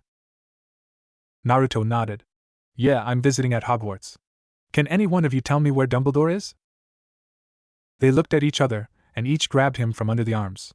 Don't worry, mate, we'll show you to where Dumbledore and the rest are. He was dragged into the main entrance and through the double doors of the Great Hall. Harry was sitting with Hermione and Ron at the Gryffindor table. The only Gryffindors left in the castle were him, Hermione, and the Weasleys. Malfoy and his goons were the only Slytherins, including the prefect, that didn't leave the castle too. With all the commotion about the Chamber of Secrets, and he being the heir of Slytherin, he didn't really want to spend Christmas having to frustratingly tell everyone that he didn't open the chamber. He could enjoy Christmas with his fellow Gryffindors playing Exploding Snap and dueling all they wanted. Speaking of fellow Gryffindors, where were Fred and George? The other Weasleys were in the Great Hall having lunch, while Percy was scribbling ferociously on parchment, his nose touching the paper. Speak of the devils. Harry saw Fred and George dragging an older boy, who had brilliantly blonde hair and a foreign red uniform, down the center aisle of the hall toward the staff table. The boy was struggling in their grasps, telling them, Stop it. Put me down. Can you hear me at all? He looked at Hermione and Ron and saw them staring too. Then again everyone in the Great Hall was staring.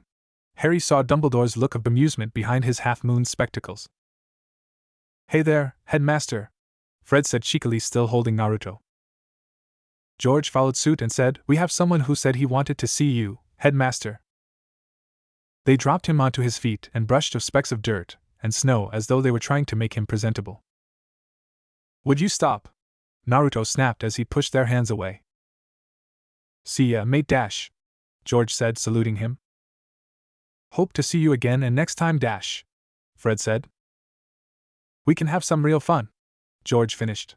Fred came up to Naruto and dug something out of his pockets. He pulled out what seemed to be a business card and handed it to Naruto. Here's our card. If you ever want to find us for pranks, services and such.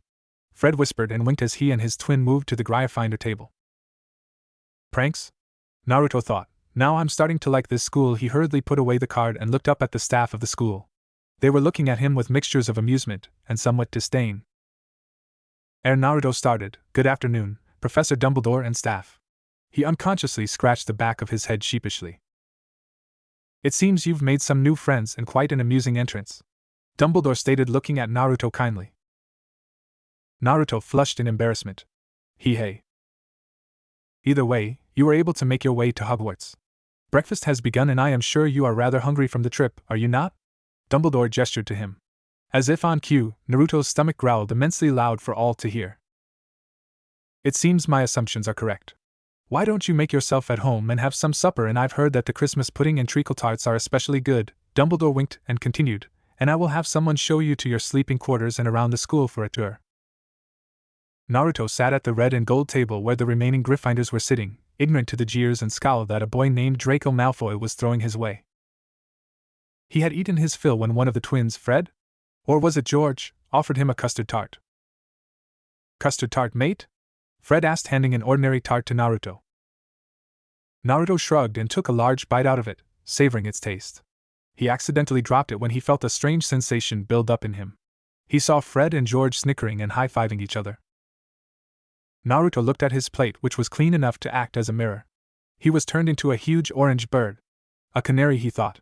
He remained that way until he started to cough out feathers and the feathers virtually disappeared. Many besides the twins were giggling at his moments as a huge bird, but gradually stopped from his glare. He glared especially hard at the twins, who exclaimed, "Canary creams, a success." "Sorry there, mate. We had to see if they actually worked on other people and everyone else already knew about it except you," George said through a laughing fit. Naruto looked at him bitterly before lightening up. "Hey, you guys said you pulled pranks, right?" They nodded. "I was a prankster too. So, why don't we meet up sometime to create some grand pranks?" Naruto suggested as he got a thoughtful look from Fred and George. "All right. Consider you have our support. We'll think of meeting up sometime later," George said.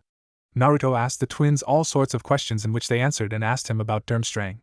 Though Naruto was now sitting and staring intently at Harry, who was failing to hide behind his treacle tart from the heated glare. "Can I help you?" Harry asked from behind his plate. Naruto shook his head. "Sorry. I didn't realize I was staring at you like that. I just feel like I should know you, but I'm not sure how." Harry sank even further into his seat and patted his hair down to hide his scar. Fred slung his hand onto Naruto's shoulder. "Well, of course you wouldn't recognize him. His lightning bolt scar's hidden behind his hair." "Lightning bolt scar?" Naruto said, slowly trying to figure out why that rings a bell. It all clicked together when he thought of his talk with Milos and Victor. His eyes widened slightly. "I remember now, you're Harry Potter." Harry sighed, and to think he thought he was going to be treated normally for once, and not like a celebrity, or a nuisance. Harry nodded and showed Naruto the scar. "Be lucky, Naruto, that he didn't petrify you with his gaze, the grand old heir of Slytherin," George said jokingly. Draco's mouth twitched uncontrollably across the hall. Naruto laughed. "Like I'd believe the one who vanquished who would be the heir of Slytherin." Harry unstiffened, eased by the thought of knowing that someone else besides the other Gryffindors didn't believe he was related at all to Slytherin. Maybe this Naruto wasn't so bad after all. "Here is the potions classroom in which I teach," Severus Snape said shrewdly, opening the doors to a very dark and murky classroom located down in the dungeons of Hogwarts. The room had a distinct odor to it, and shelves upon shelves of vial and all sorts of ingredients were stacked upon it. At the front was a cauldron lit over a fire. Naruto cautiously stepped forward and toward the cauldron. The contents would have looked like water to the naked eye, but Naruto knew better, and especially so after flipping through his potions book. The contents were clearly Veritaserum. "Veritaserum," Naruto said, examining the potion. Snape cocked his eyebrow.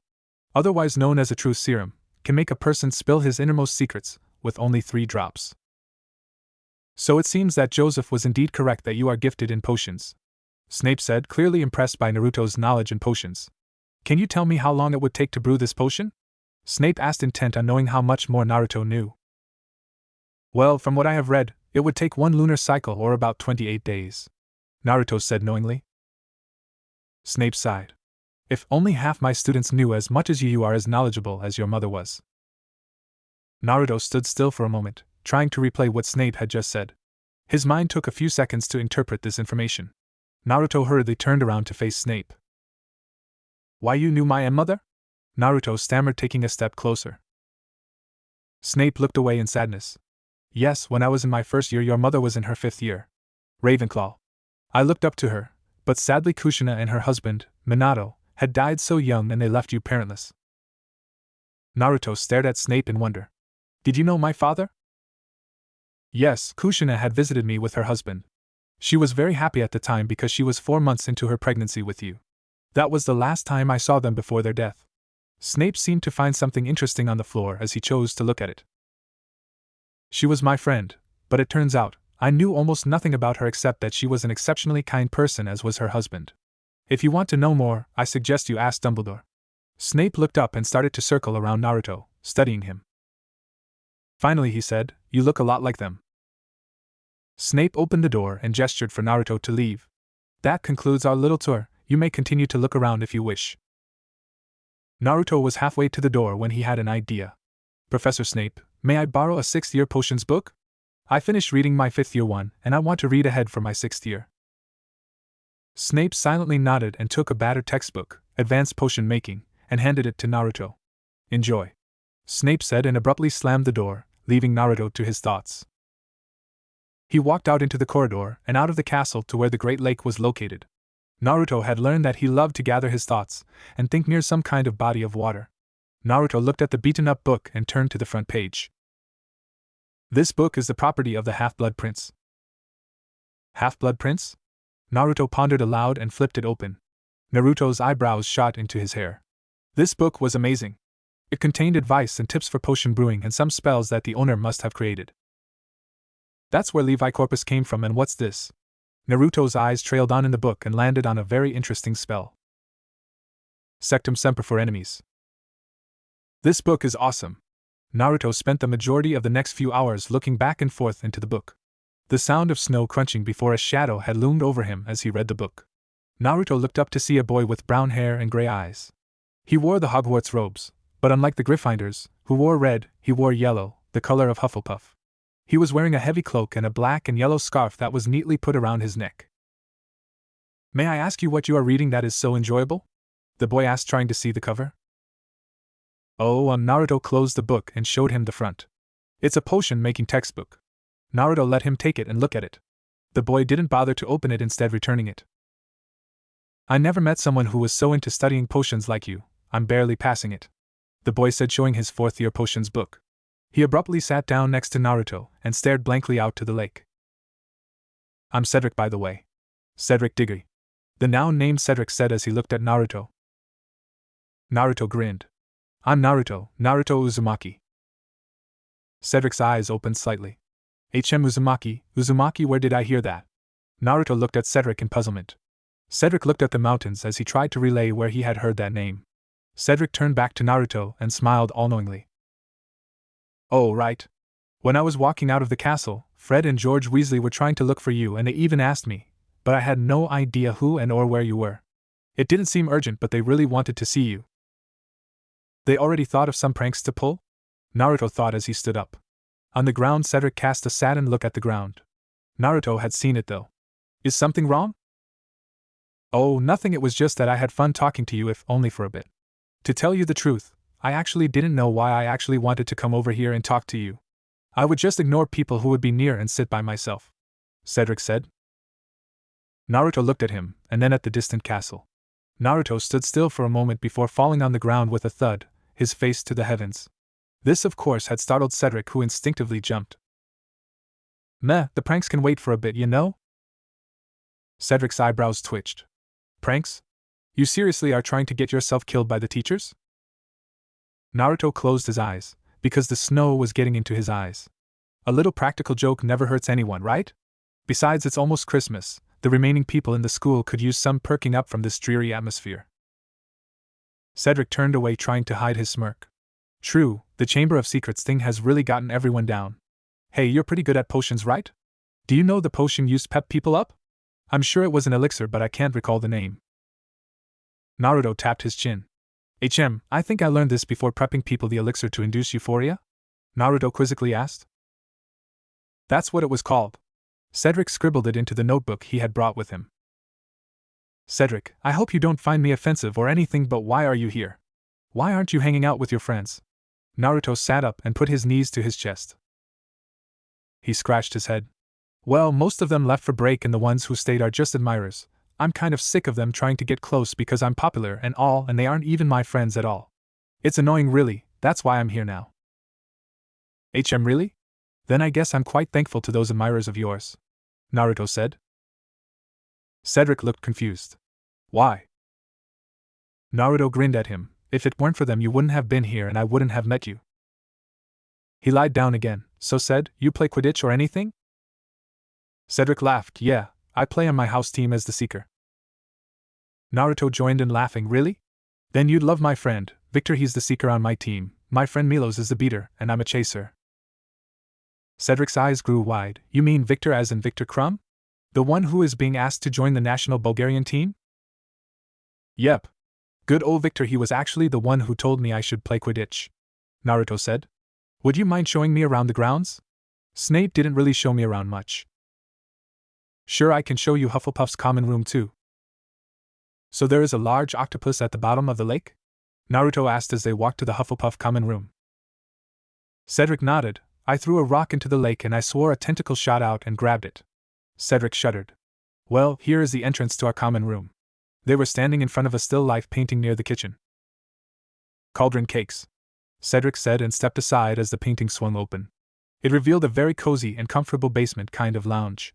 Fat lounge armchairs and many yellow hangings lay scattered around the cellar. There were also many tunnels connected to the room. Some Hufflepuffs were looking at him, realizing that he wasn't a Hufflepuff.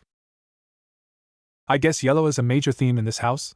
Naruto joked, looking at all the yellow banners, chairs, uniform, walls. Yeah, well, this concludes our little tour. Where will you be staying? Cedric asked. Naruto paused. Oh yeah, I forgot to ask Dumbledore where I'll be staying. I guess we should go down for supper and I'll meet Fred and George there, and then I'll ask Dumbledore, Naruto said as he took one last look at the bright common room.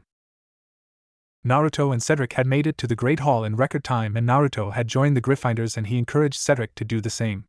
Though the other students were looking at them strangely because they never saw different house students sitting at one table, they enjoyed their supper as Naruto and the twins discussed pranks, and Cedric only looked at them exasperatingly. So we sneak into Lockhart's classroom and we place an envelope that looks like a love letter to him, and when he touches the letter, which we put the hair loss curse on, he loses all his hair, Fred said as he held up a letter covered in pink and red hearts addressed to Gilderoy Lockhart.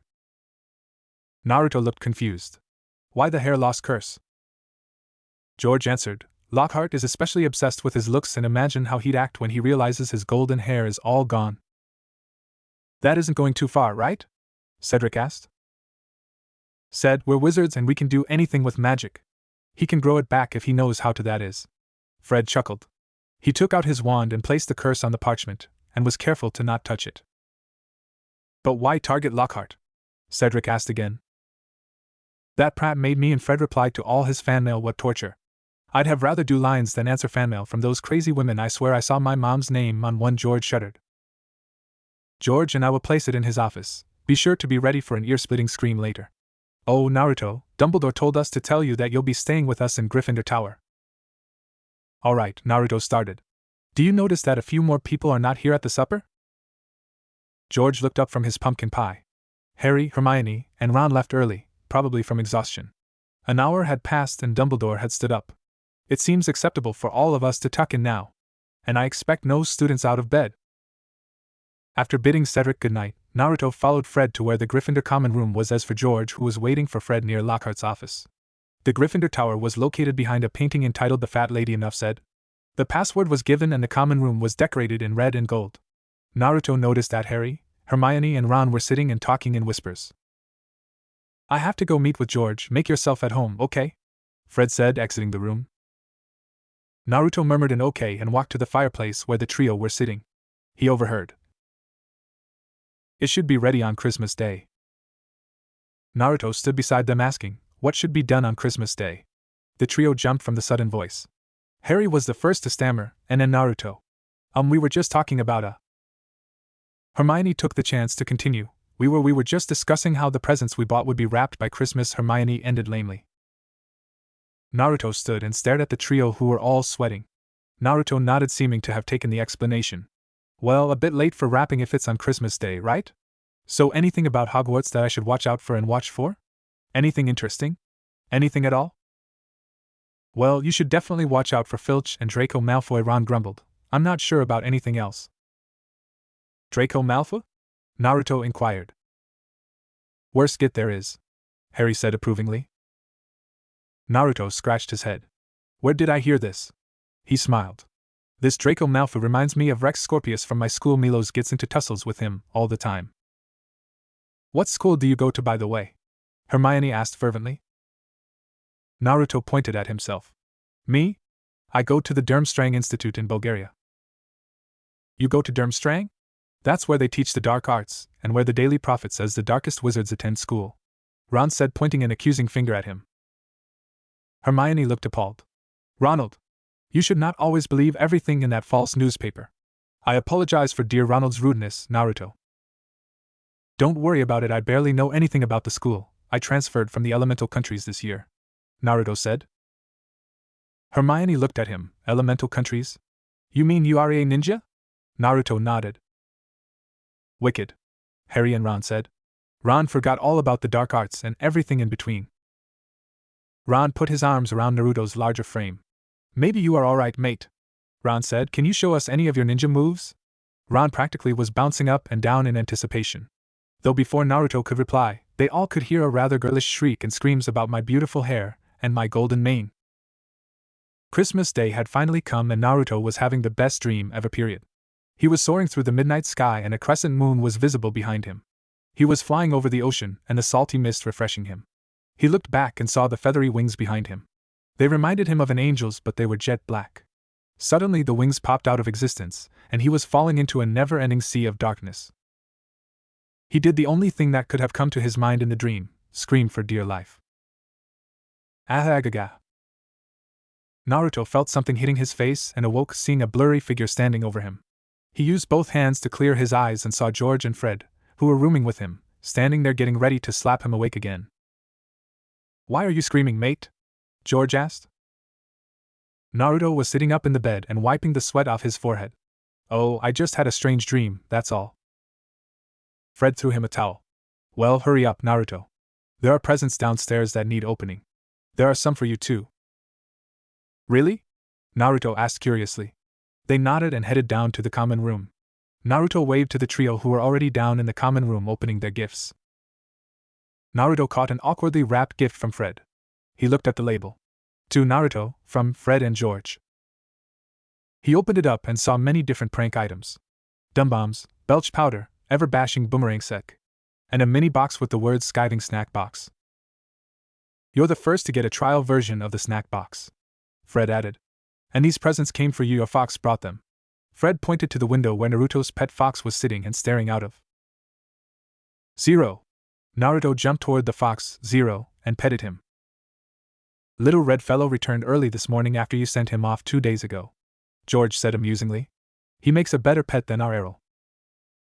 You gave the gifts to Victor, Milos and Radar, right?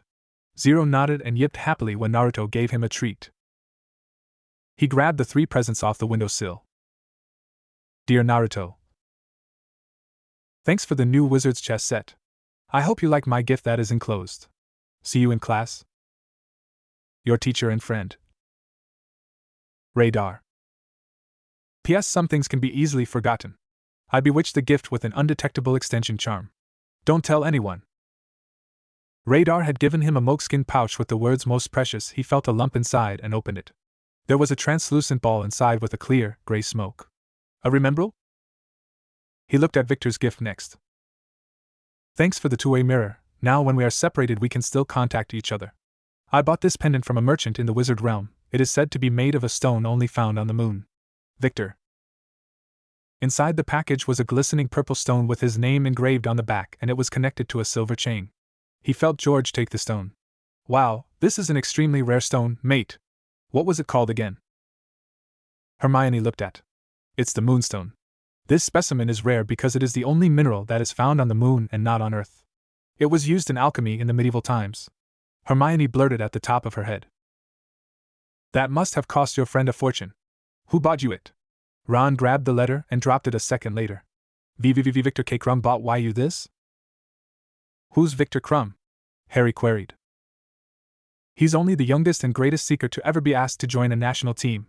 His flying skills are an art, Ron retorted. And you know this Victor Krum?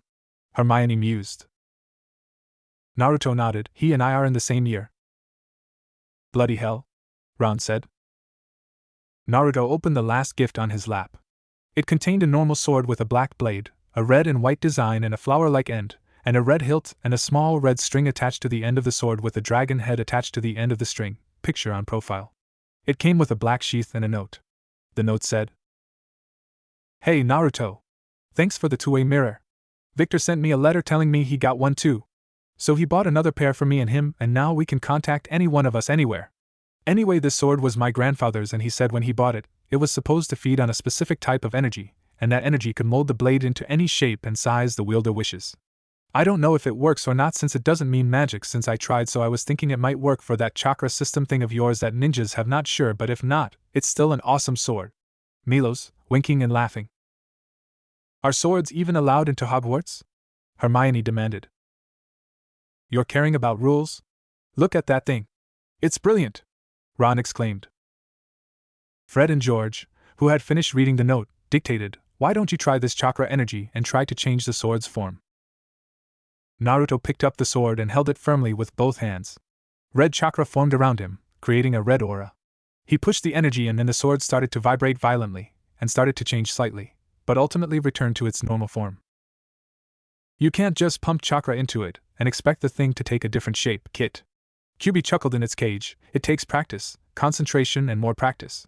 The wielder must know the form he wants the sword to take and put the right amount of chakra in. I guess I should practice more, Naruto joked more to himself than to the others. Oh right, Dumbledore sent a memo for me to tell you he wants to see you as soon as you got up, though you should probably leave the sword in your luggage case. George professed. Just in case anyone tries to take it, he looked at Ron. Yeah, Naruto put away the sword and left for the headmaster's office. Dumbledore had been outside his office waiting for Naruto. He led Naruto up and Naruto sat across from Dumbledore's desk. Can I be of service, Dumbledore? Naruto asked as he folded his arms. Yes, indeed, I was told to give this to you when you came of the age of 15 by your parents. Dumbledore had produced a box with many dust particles on it. As you see, it has been sitting on my shelves for the past 15 years since I saw them. Why don't you open it? Naruto had taken the dusty lid and he saw a letter, a metal hilt, a metal circle with a handle, and a large scroll much like Jiraiya's. He took the letter first and silently read it. Naruto, I hope that you were not to receive this letter any time because it was only as a last resort if anything were to happen to your mother and me, but if you are reading this, something had already happened to us. Your mother and I had decided to place these items in Dumbledore's care because we trust him with our lives as we do the Sanding. I guess I should get on with it as your mother is telling me to. In the box, you will find an ordinary hilt, a circular disc with a handle and your mother's summoning scroll. The weapons were passed down from generation to generation in my family and I hope to pass it on to you, my son. The hilt is actually a Z-saber. Only those in our clan can hope to activate the sword, and in order to do so all you must do is call upon it to activate, and the sword recognizes our unique blood. Only when you have unlocked that special power may you use these weapons. The disc will activate into a shield which can deflect most attacks. The scroll is your mother's summoning contract with the Eternal Flame Birds. She wishes that you sign it as she and I both did, and Dumbledore too. Good luck to you in your darkest moments, and remember that your mother and I will always be there beside you. Your loving and awesome parents, Minato and Kushina. Naruto looked at the contents of the letter again and adjusted back to the box. Unique blood? Naruto thought. He put the letter down and took the scroll. He opened it to see Kushina Uzumaki, Minato Namikaze, Albus Dumbledore. You signed the Phoenix contract, sir? Naruto questioned Dumbledore. His eyes twinkled. Ah, yes, he stroked his beard. I remember when your mother was talking to me one day and had asked if I wished to sign the contract myself. And knowing that I had a liking for phoenixes like Fox over here, I agreed. Do you know anything about these weapons? Naruto also asked as he showed Dumbledore the box's other two contents. Dumbledore gingerly picked the hilt and disc up and examined them. Dumbledore nodded. I remember seeing your father use these when he was fighting. His voice trailed off. Naruto waved his hands to grasp his attention again. Do you know what he means when he mentioned unique blood and what clan he was talking about? Yes, indeed, I do, but you must find out the answer yourself, and you shall in due time, Dumbledore said. But for now, you may enjoy the day and have supper in the Great Hall before departing tomorrow for Beauxbatons in France. Naruto nodded and took the box and made way to the door. He stopped, however, when he heard Dumbledore addressing him. I think it is wise if you were not to tell your friends or anyone of this moment yet, Dumbledore said. Why? Why what? Dumbledore asked confusedly. Naruto opened his mouth to speak but chose not to say anything as he exited the room. Sad you have to leave so soon, mate, Fred said. Fred, George, Cedric, the Golden Trio, and Dumbledore were standing at the gate, bidding him farewell. Snape was most likely somewhere disciplining random students. Naruto had his luggage case in his arms and the empty cage in his other hand.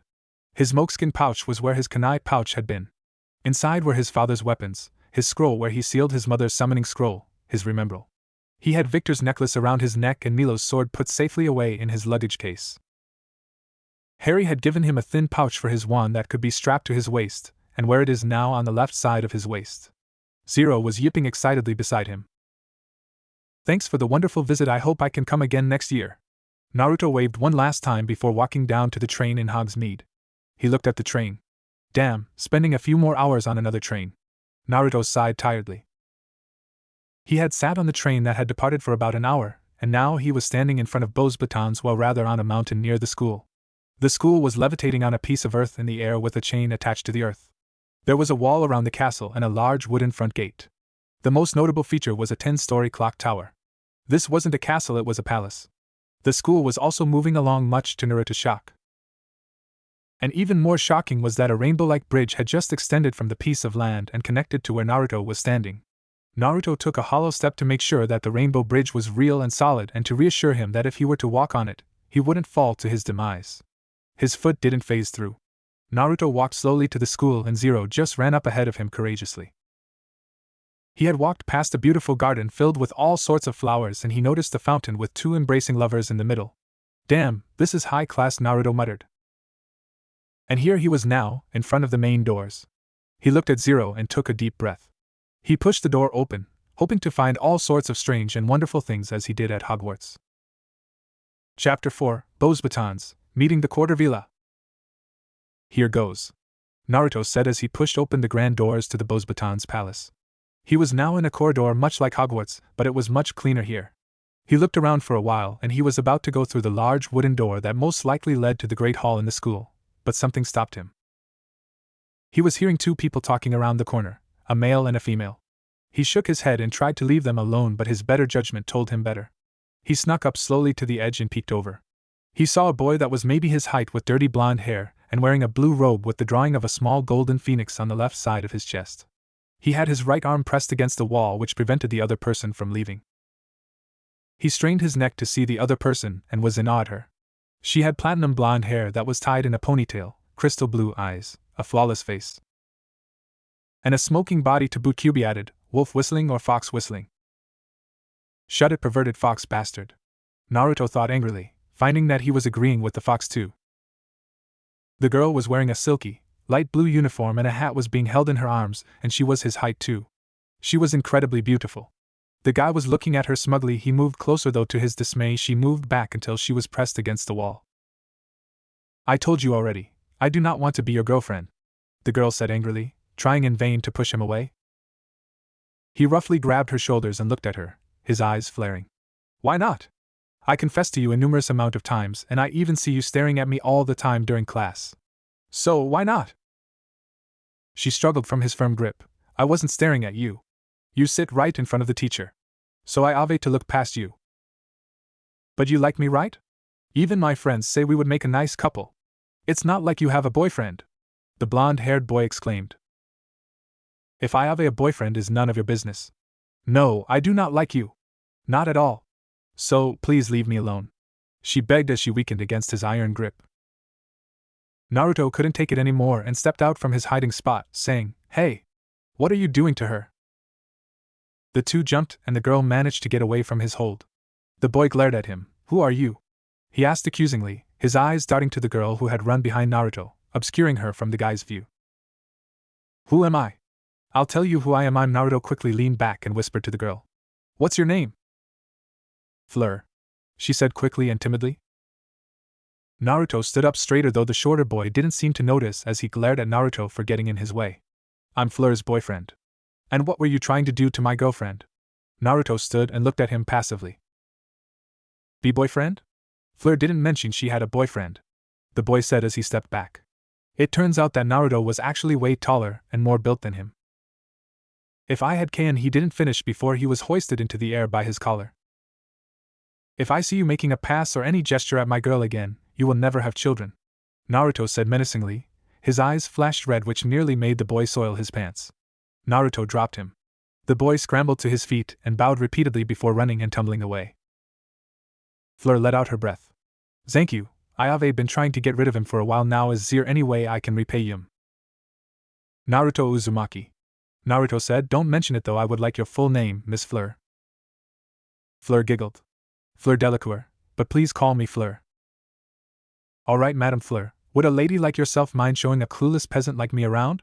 Naruto asked as he offered her his arm. Surely, Monsieur Naruto, I would be delighted to. Fleur wrapped her arm around his and led him to the Great Hall.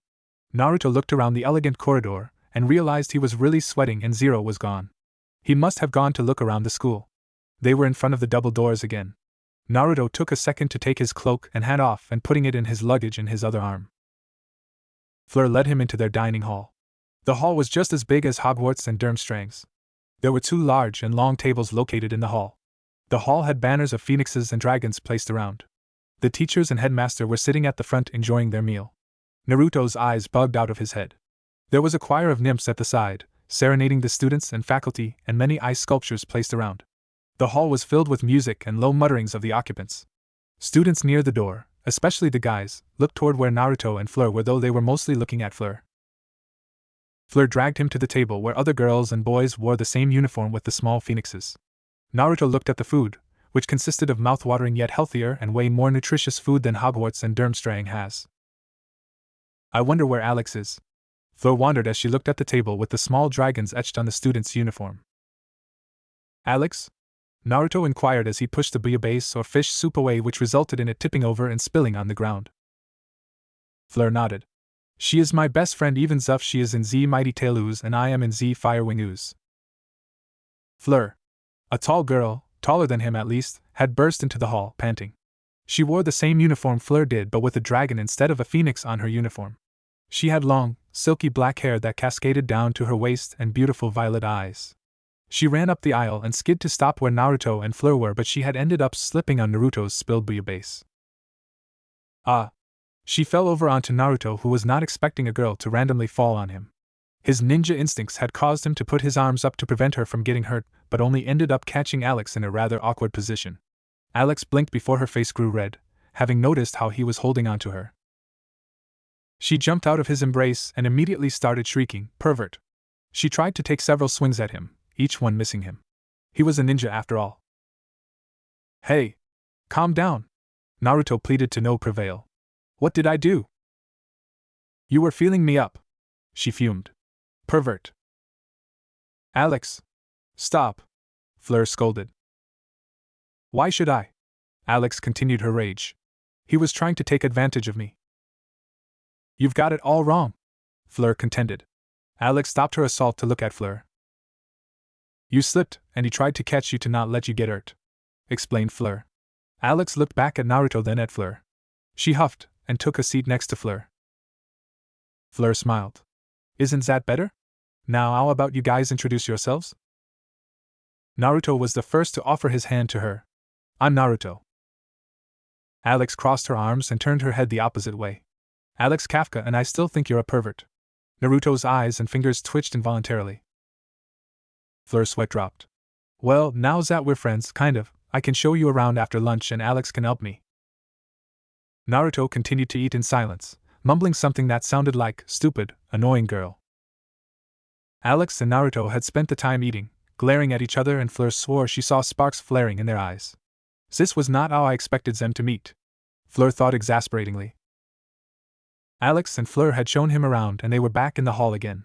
Just in time for dinner too. Naruto looked at the newer variety of food and helped himself to a crepe. As he did so, Alex thought it was the right time to ask what was on her mind. Hey Fleur, how did you meet Whiskers over here anyway? Alex smirked. Naruto grew a tick and thought, Whiskers? Well, do you remember that guy who is in my house, the 7th year? The one who keeps trying to ask me out. Fleur responded. Alex nodded and shivered. You mean the stalker guy? Can't he take no for an answer? What a creep. He cornered me in the corridor and tried to ask me to go out with him again, and he even thought I liked him, and I think he might have even tried to force me to be his girlfriend if Naruto hadn't come to my rescue. Fleur explained. Alex turned to Naruto.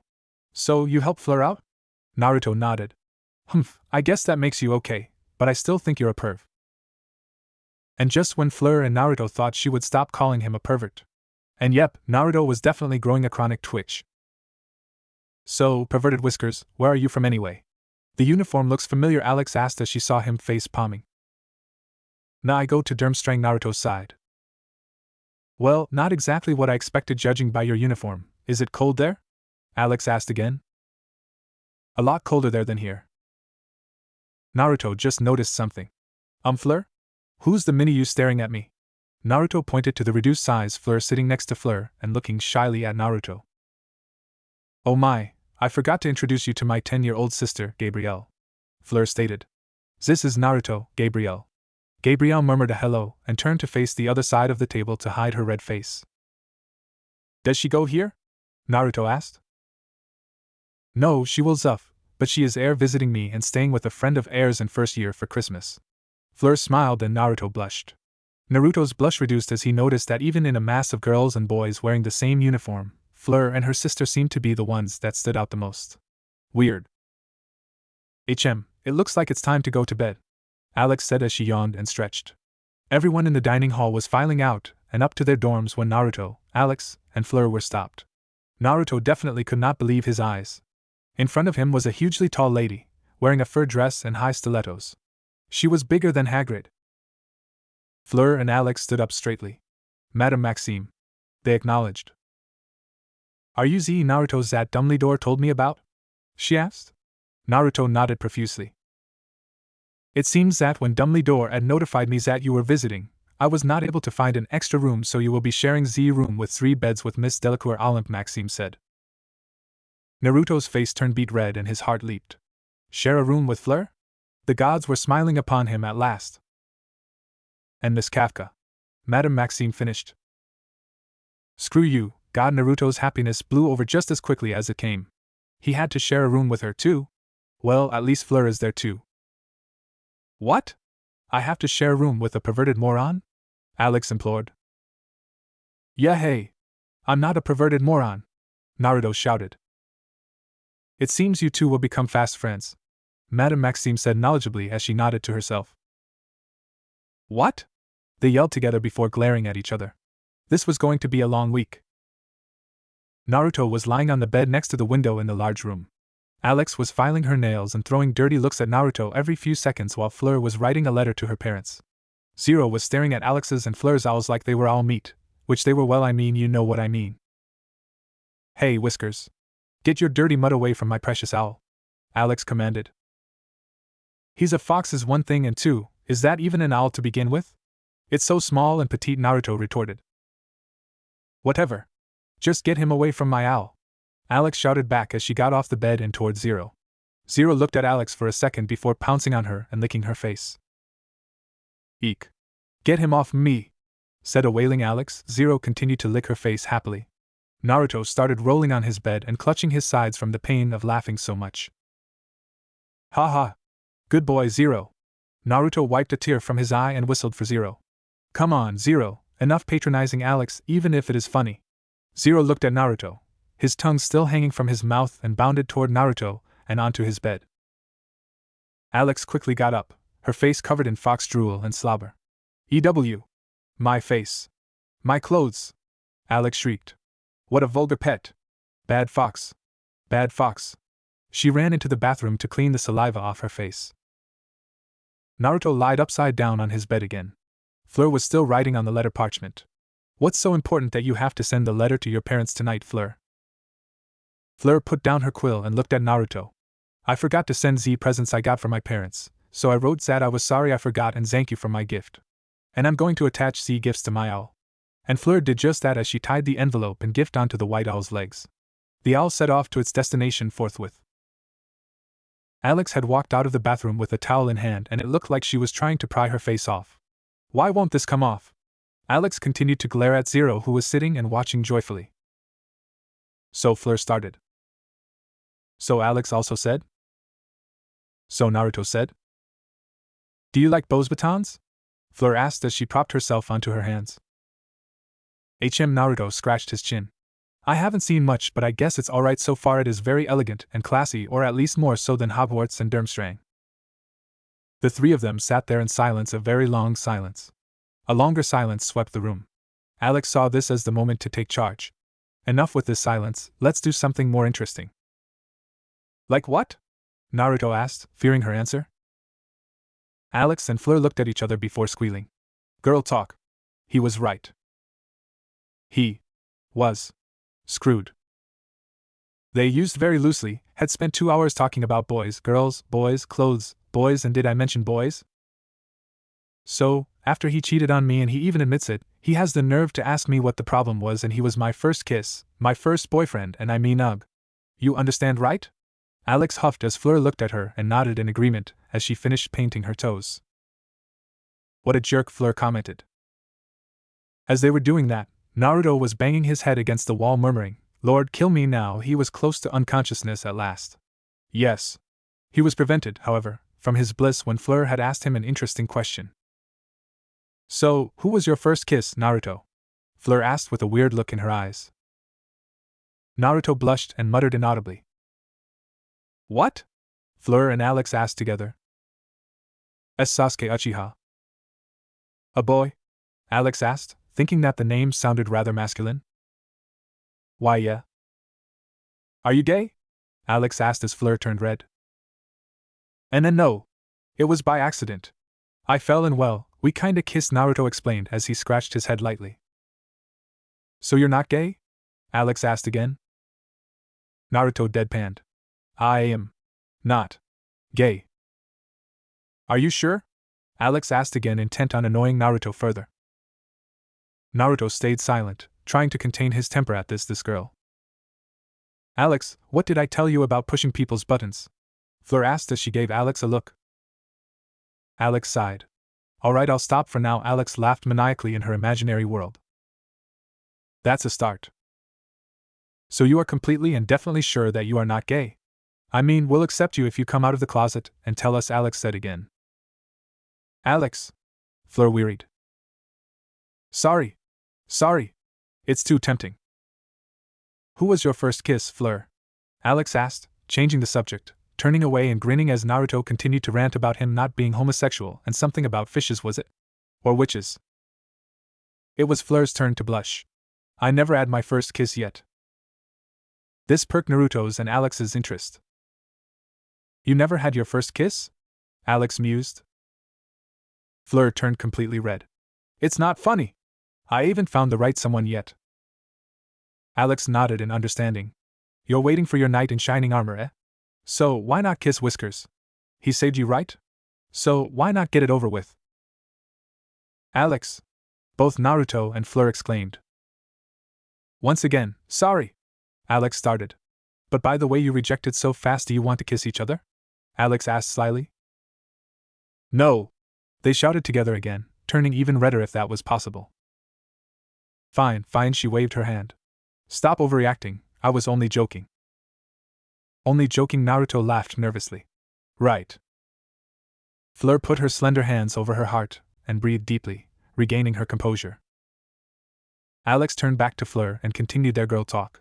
So, like I was saying before, when I saw the other woman, I was like, and she's like PFT. And I'm like. Naruto continued to bash his head.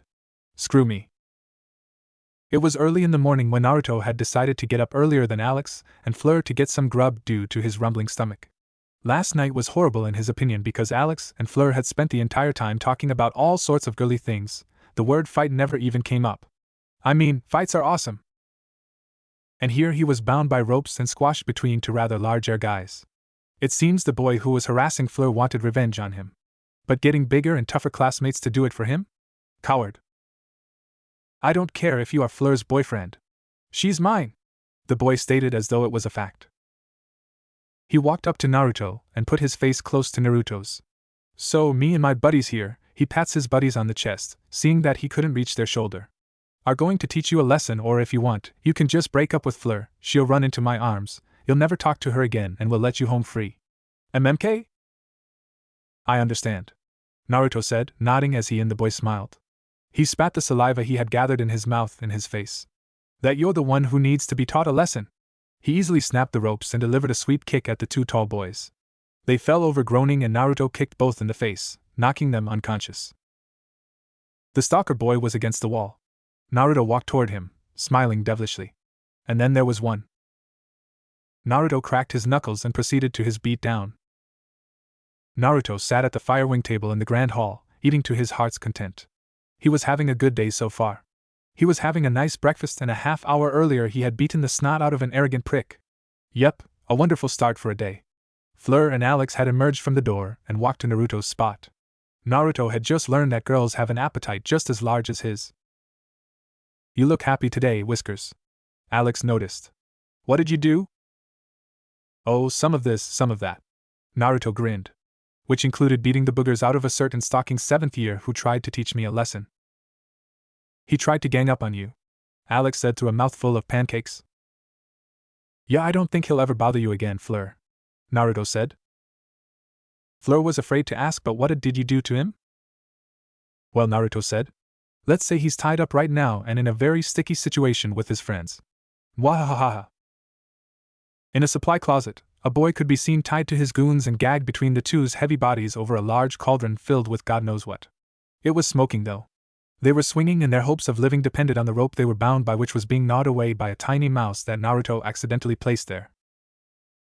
MMPPHHH. By the time they find them, they'll have been boiled to a crisp. Naruto continued his evil laugh. That's why you never mess with Naruto. Wahahaha.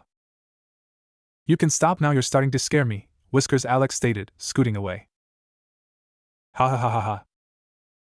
Fleur, could you please hand me that empty bowl over there? Alex asked politely to Fleur as Naruto continued to laugh hysterically. Fleur grabbed the bowl and was about to hand it to Alex before stopping short and retracting her hand. Why? Fleur asked suspiciously. Oh, nothing, Alex started innocently. I'm just going to use it to bash Whiskers upside the head until he stops laughing like a maniac. Fleur sighed and pushed the bowl and other blunt objects away from Alex's reach. Alex pouted before reaching into her robe. I forgot. I have my wand with me. She laughed. Alex pointed her wand at Naruto before reciting, Silencio. Ha ha ha ha ha dash. Naruto stopped short as his voice was muted. He tried to yell, but even though his mouth moved, nothing came out. He flailed his arms around. Alex sighs contentedly and continues her breakfast while Fleur does the only thing she could do at that moment, sweat drop. Several days have passed and Naruto was now standing in the snow.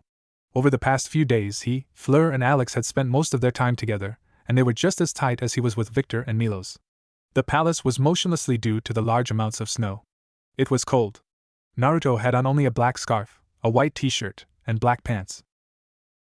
Why was he doing this? Well, it is Naruto. So.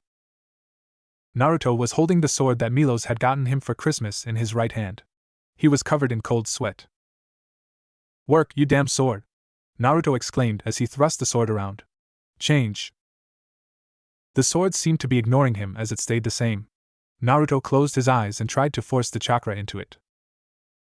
You should try to calm down and just go with the flow, Kit, Kyuubi muttered, bored of Naruto's random display. What? Naruto asked aloud. Kyuubi rolled his eyes. Think what you want to say, I can read your thoughts. Okay, so what? Stop forcing your chakra into the thing, and just let it flow through you and into the sword, Kyuubi said, still bored. Just let it flow, Naruto thought. He closed his eyes and concentrated. He let loose a flare of icy blue chakra but only put a small amount into the blade.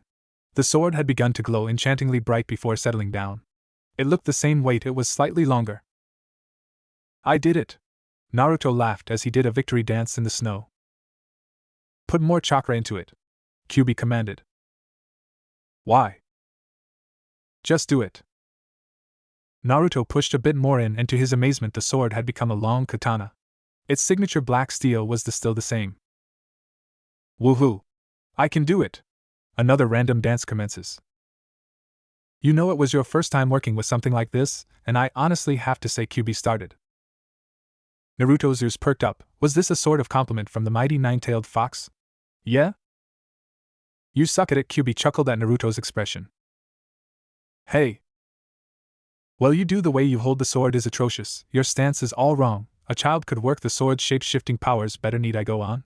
Kyuubi stated. Naruto was just standing silently. He forced himself into his mindscape and was now standing in front of Kyuubi with his head low. Did I hurt little Naruto's feelings?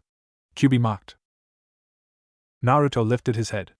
Naruto's eyes shone with determination as he asked, Can you teach me how to use the sword correctly, Kyuubi? Kyuubi blinked in surprise. What? Naruto started to pout cutely, and his eyes enlarged greatly. Please, Lord Kyuubi?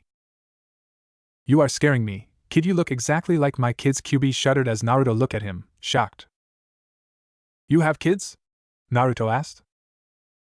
Kyuubi's sweat dropped at the personality change. Of course I have children. Did you expect me not to? Yes. Naruto nodded his head to emphasize the point. Damn you. So will you teach me or not? Naruto asked again. Kyuubi was silent before answering. Since you asked so nicely, no? Come on. Please? Pretty please? No. Pretty please? Naruto chanted. No. Please. Kyuubi sighed. This was going to go on for quite some time. Naruto was walking back into the school/palace. Kyuubi was still stubbornly rejecting the idea of teaching him how to use the sword, but he had his ways to make Kyuubi submit eventually. All he needed now were some whips, rope, a taser, and cute bunny rabbits. Ahem, you didn't hear that from me. You like him, don't you? Naruto heard as he stood in front of the door to his, Fleur's, and Alex's room. Naruto cocked his head as he continued to listen. Yeah, but I don't know if I should tell him or not. It may be a bit too early to tell him, he could hear Fleur say. Naruto imagined that Alex had her arms crossed. If Naruto really is our friend, then he'll be fine when you tell him you're a Vila, and he's bound to find out eventually. A good friend would tell him before he finds out a different way. A Vila?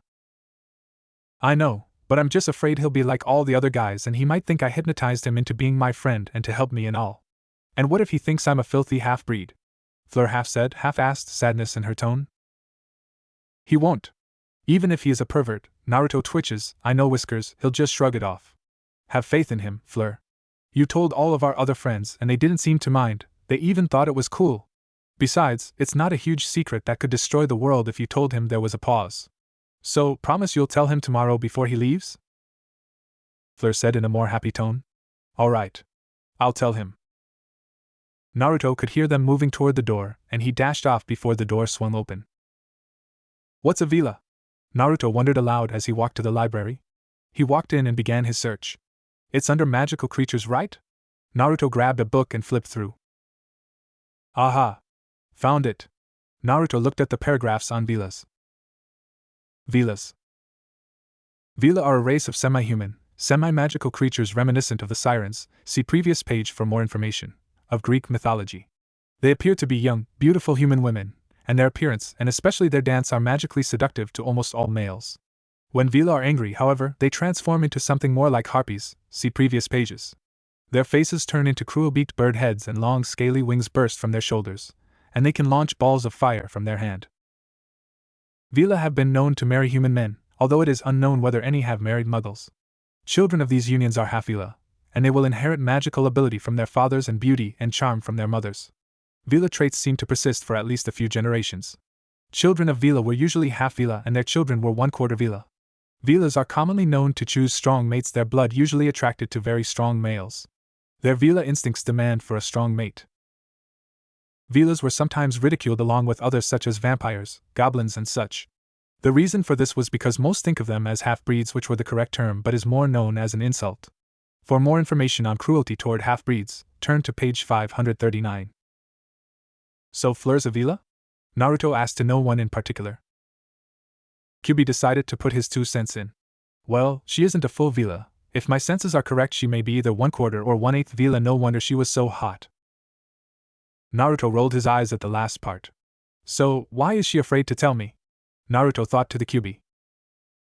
Didn't you read it, kid? Children of villas are known as half-breeds. And? Naruto asked, still not getting it. People believed that they were inferior to half-bloods and especially inferior to purebloods, so they ridiculed half-breeds from society. They have only been treated right recently due to laws being put into effect, Kyubi said blandly. And how do you know all this? Kyubi rolled his eyes. It was in the book, and I am the Kyubi no Kitsune, ruler of Makai. I should know about other world affairs, he finished lamely. Right, Naruto said before hearing Kyubi giggle. What's so funny? Oh, nothing. I was just thinking what it'd be like if you were to become the villa. Girls made another giggle fit. It sounded kind of perverted now. And then you'd have to mate, and with your stamina. Kyubi was engulfed in his perverted thoughts as Naruto shook his head, a look of disgust on his face. Pervert, he thought. Naruto shut his book and left it there as he walked out of the library. He still heard Kyubi's laughing fit and his muttering of sad decks. Wait, it might have been mad sex. Perv, Naruto said as he blushed a pretty red crimson. Victor sighed as he walked into the boys' dorm in Durmstrang. I wish vacation had lasted longer, he thought. He sighed again as he unpacked his bags. Naruto and Milos aren't even back yet. Sigh. He swore that he heard footsteps, but he was sure he was the only back from vacation. Everyone else was coming back tomorrow. He let loose another sigh. He must still be on cloud 9, because he heard the footsteps coming toward him. The sound of crunching resembled the sound of someone walking on a sandy beach wearing sandals. He turned slowly around to see nothing. Victor let out his breath. I am losing it. Is this Naruto Uzumaki's room? He heard a monotonous voice say to his right. Victor nearly jumped out of his skin as he snapped his head around to see a 15-year-old boy with coppery red hair and black lines around his eyes that looked like mascara, or that he was insomniac. The boy had his arms crossed as he waited for an answer. How did you get in here? Victor asked as he tried to calm his nerves. The boy remained silent before asking again. Is this Naruto Uzumaki's room? Victor steeled his nerves before retorting, and who is asking? The boy continued to stare at Victor, saying in an emotionless voice, I'm Gaara of the Sand. Naruto was standing in the garden with Zero and his luggage. Fleur was fidgety and Alex looked bored. It was the day he was going to return to Durmstrang. The palace was docked near the train station. I guess this is goodbye? Naruto asked unsurely. Naruto, Fleur started, can I talk to you privately over air before you leave? Naruto saw Alex smile as she looked the other way. Sure. She led him a few feet from Alex. You may have been wondering why I seemed a bit different from the others in the school. She let out a breath. Well, it's because I'm Naruto, interrupted her, however, as he said. I know because you're a villa. Fleur gulped. Why you know? Fleur asked. Yeah, I don't really know what the big deal is, though you were born that way, you couldn't change it, and frankly I think it makes no difference to what I think or what anyone thinks about you, nothing more, nothing less. Naruto shrugged after the speech. Really? Fleur asked. Yep. Naruto grinned and gave her his signature foxy grin and thumbs-up pose. He was shocked when Fleur moved closer and gave him a hug. Yes, Naruto's face resembled a tomato now. Thank you for your kind words. I have always thought of me being part villa as both a gift and a curse, but because of you, I think of it only as a gift now. Thank you? She continued to hug him before Alex coughed into her fist. As much as I enjoy this heartwarming scene, Whiskers is going to be late for his train back to Bulgaria. You can confess your undying love for each other when he comes to visit us at your house for summer vacation. They blushed and Fleur let go of Naruto. Visit you in France for the summer? Naruto asked, a light pink hue adorning his face. Fleur nodded. Yes, can you make it? I'm sure. When? I'll send you a letter later, Fleur said. The three of them smiled. Naruto could hear the train's horn signaling its near departure. I'm going to be late, Naruto yelled as he ran for gate. Wait, Naruto/Whiskers. Alex and Fleur yelled for him. They caught up to him. You didn't think you could just leave without a goodbye, right, Whiskers? Alex stated.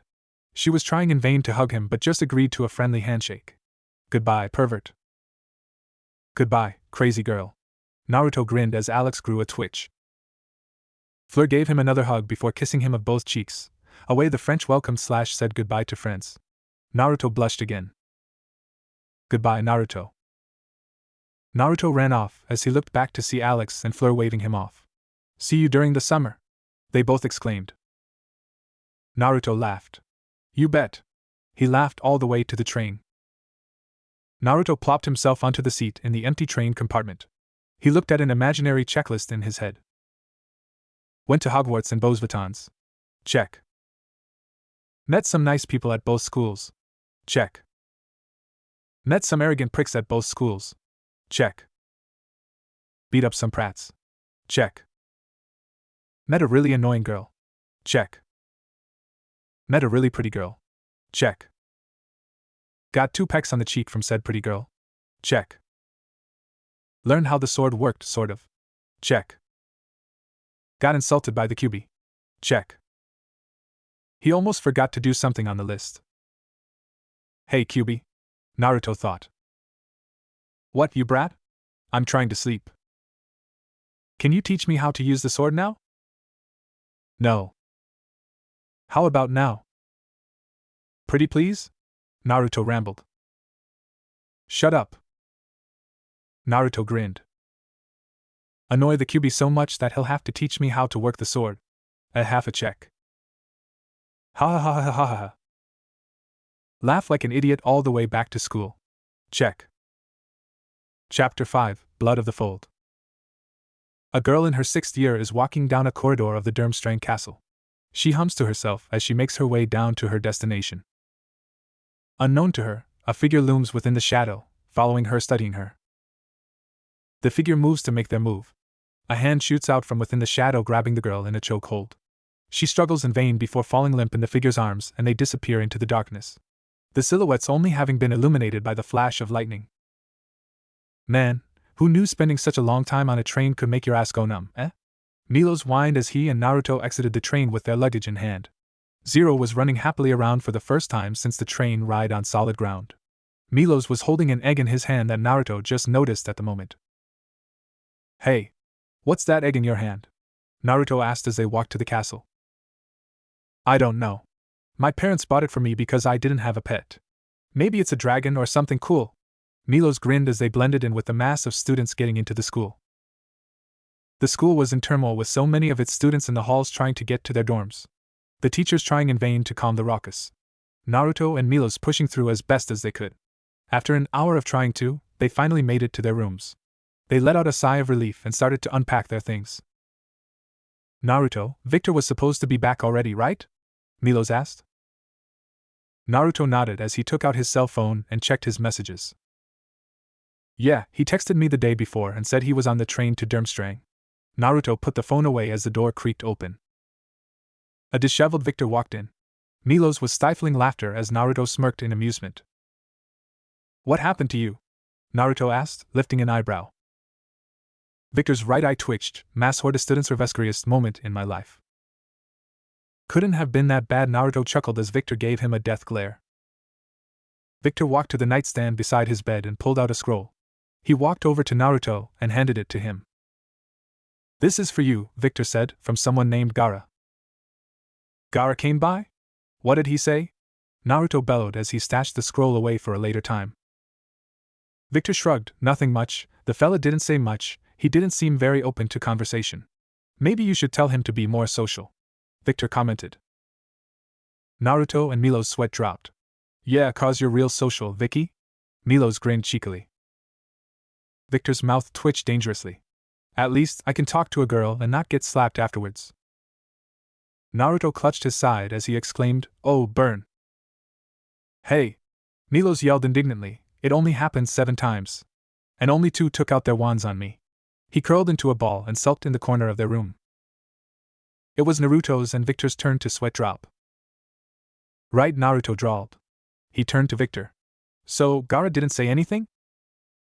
No. So how was your visit home? My mom and dad had all my relatives over when I arrived. We had a small party before most of them got wasted, Victor sighed as he rubbed his temples. Hey, Naruto started, you don't have an accent anymore. He pointed at Victor. Yeah, after they finished with their hangover, they sat me down and coached me through a long English lesson. Victor grimaced at the memory. So, now I am able to say we instead of V. I still can't believe it took so many days for me to pronounce the letter W correctly. That is one sad Christmas story, Milo said, pulling a bag of chips out of nowhere. There was one good thing that happened. Victor paused as he looked at Milo's and Naruto. The presents. Victor pulled the presents he received from the two and others from his duffel bag. Milo's eyes became saucers as he looked at one of the gifts. And no WA. Milo's gasped as he tried to reach for it. Yes, it is. Victor nodded. A bright array of colors formed in the background as Victor assumed super deformed version. The super rare, signed, Ultimate Edition of Notaro Kaizamu. He held up the glowing, golden manga as Milo's groveled on the ground and Naruto staring at them with question marks around his head. Notaro Kaizamu? Naruto wondered. What's that? Victor's jaw dropped as Milo's let out a girlish shriek to the heavens. You don't know about Notaro? Milo's grabbed Naruto and shook him violently. That's blasphemy. Come, brother Victor, we must enlighten him. Aru? Naruto said as he was thrown into a chair. Victor and Milos, both dressed in otaku garbs that had mainly Notara things on it, started telling him about the manga series. Notaro Kaizamu is only the most famous manga and anime in the world. It is known for its many twists and heart-warming scenes and more so for its fight scenes. Victor showed Naruto said scenes. It's about a 15-year-old boy who is a part of a samurai tribe. He is learning to become a samurai but is always at the bottom of his class. He has potential but not many see it because he is shunned for being of blood relation to a traitor of the tribe. Milos continued. He finds a friend, brother, and rival and one boy is at the top of the class, Casus. They go on joint missions often after graduating together and seem to be bonding. But fate would soon tear their friendship apart. Casus defected from the tribe after being given a chance for fame and glory elsewhere. Notaro chased after him alone and after a long fight, steel against steel, Notaro couldn't bring himself to hurt his friend and so Casus got away. The first series ends with Notaro swearing to try harder to bring Casus back when they meet face to face later down the path. Victor said. And the first volume of the second series comes out in 3 months. Milos yelled as he fist pumped. Naruto sat as he absorbed the useless information, at least, useless to the readers. After a few minutes. That seems familiar, Naruto said as he scratched his head. Where did he hear something similar happen before? Kyuubi snorted. Oh, Naruto, you silly boy. Here. Milos gave him the first volume of the series. Your first slice of paradise. The main character was grinning through his unruly orange hair as a boy with blue hair had his arms crossed in the back. Both had swords attached to their hips. He flipped it to the back. The phrase "I'll become the greatest samurai ever." Degozaru, written in bold letters. Why does this give me a strange sense of déjà vu? Naruto smiled anyway and took the offered book from the two otakus. Thanks. Naruto placed the book on his bed. They laughed as they talked about future plans and one particular question from Milos. Did you get me pictures of the girls? He asked hopefully. Naruto nodded as he handed them to Milos. Milos and Victor took one look at the girls and blushed. Milos stashed the photos in his pocket. Ooh, lunchtime. Milos looked at his watch before running off to the grand hall. Naruto and Victor smiled as they walked off after him before he ate everything in the hall. Nothing could possibly ruin this serene atmosphere. Except maybe. She wanted to scream but the gag in her mouth prevented her from doing so. Tears flowed from her eyes as she looked at the monster in front of her. He had taken his hood off because he knew that she wouldn't be telling anyone anytime soon. No, she'll be gone by then. His grip on the knife slackened slightly as he felt a twinge of regret in his heart. She was just in the halls by coincidence when he happened to stroll by. He remembered hearing that she was a Muggleborn, and instincts told him to act. Now she was gagged and bound from the shackle hanging from the ceiling. He sighed. He felt exactly the same when he did the ritual before. His eyes regained its dark luster as he moved forward. It would be over soon for her. He no longer felt the need to torture his subjects like before. Heavy rainfall splashed against the window outside that drowned out a poor girl's screams.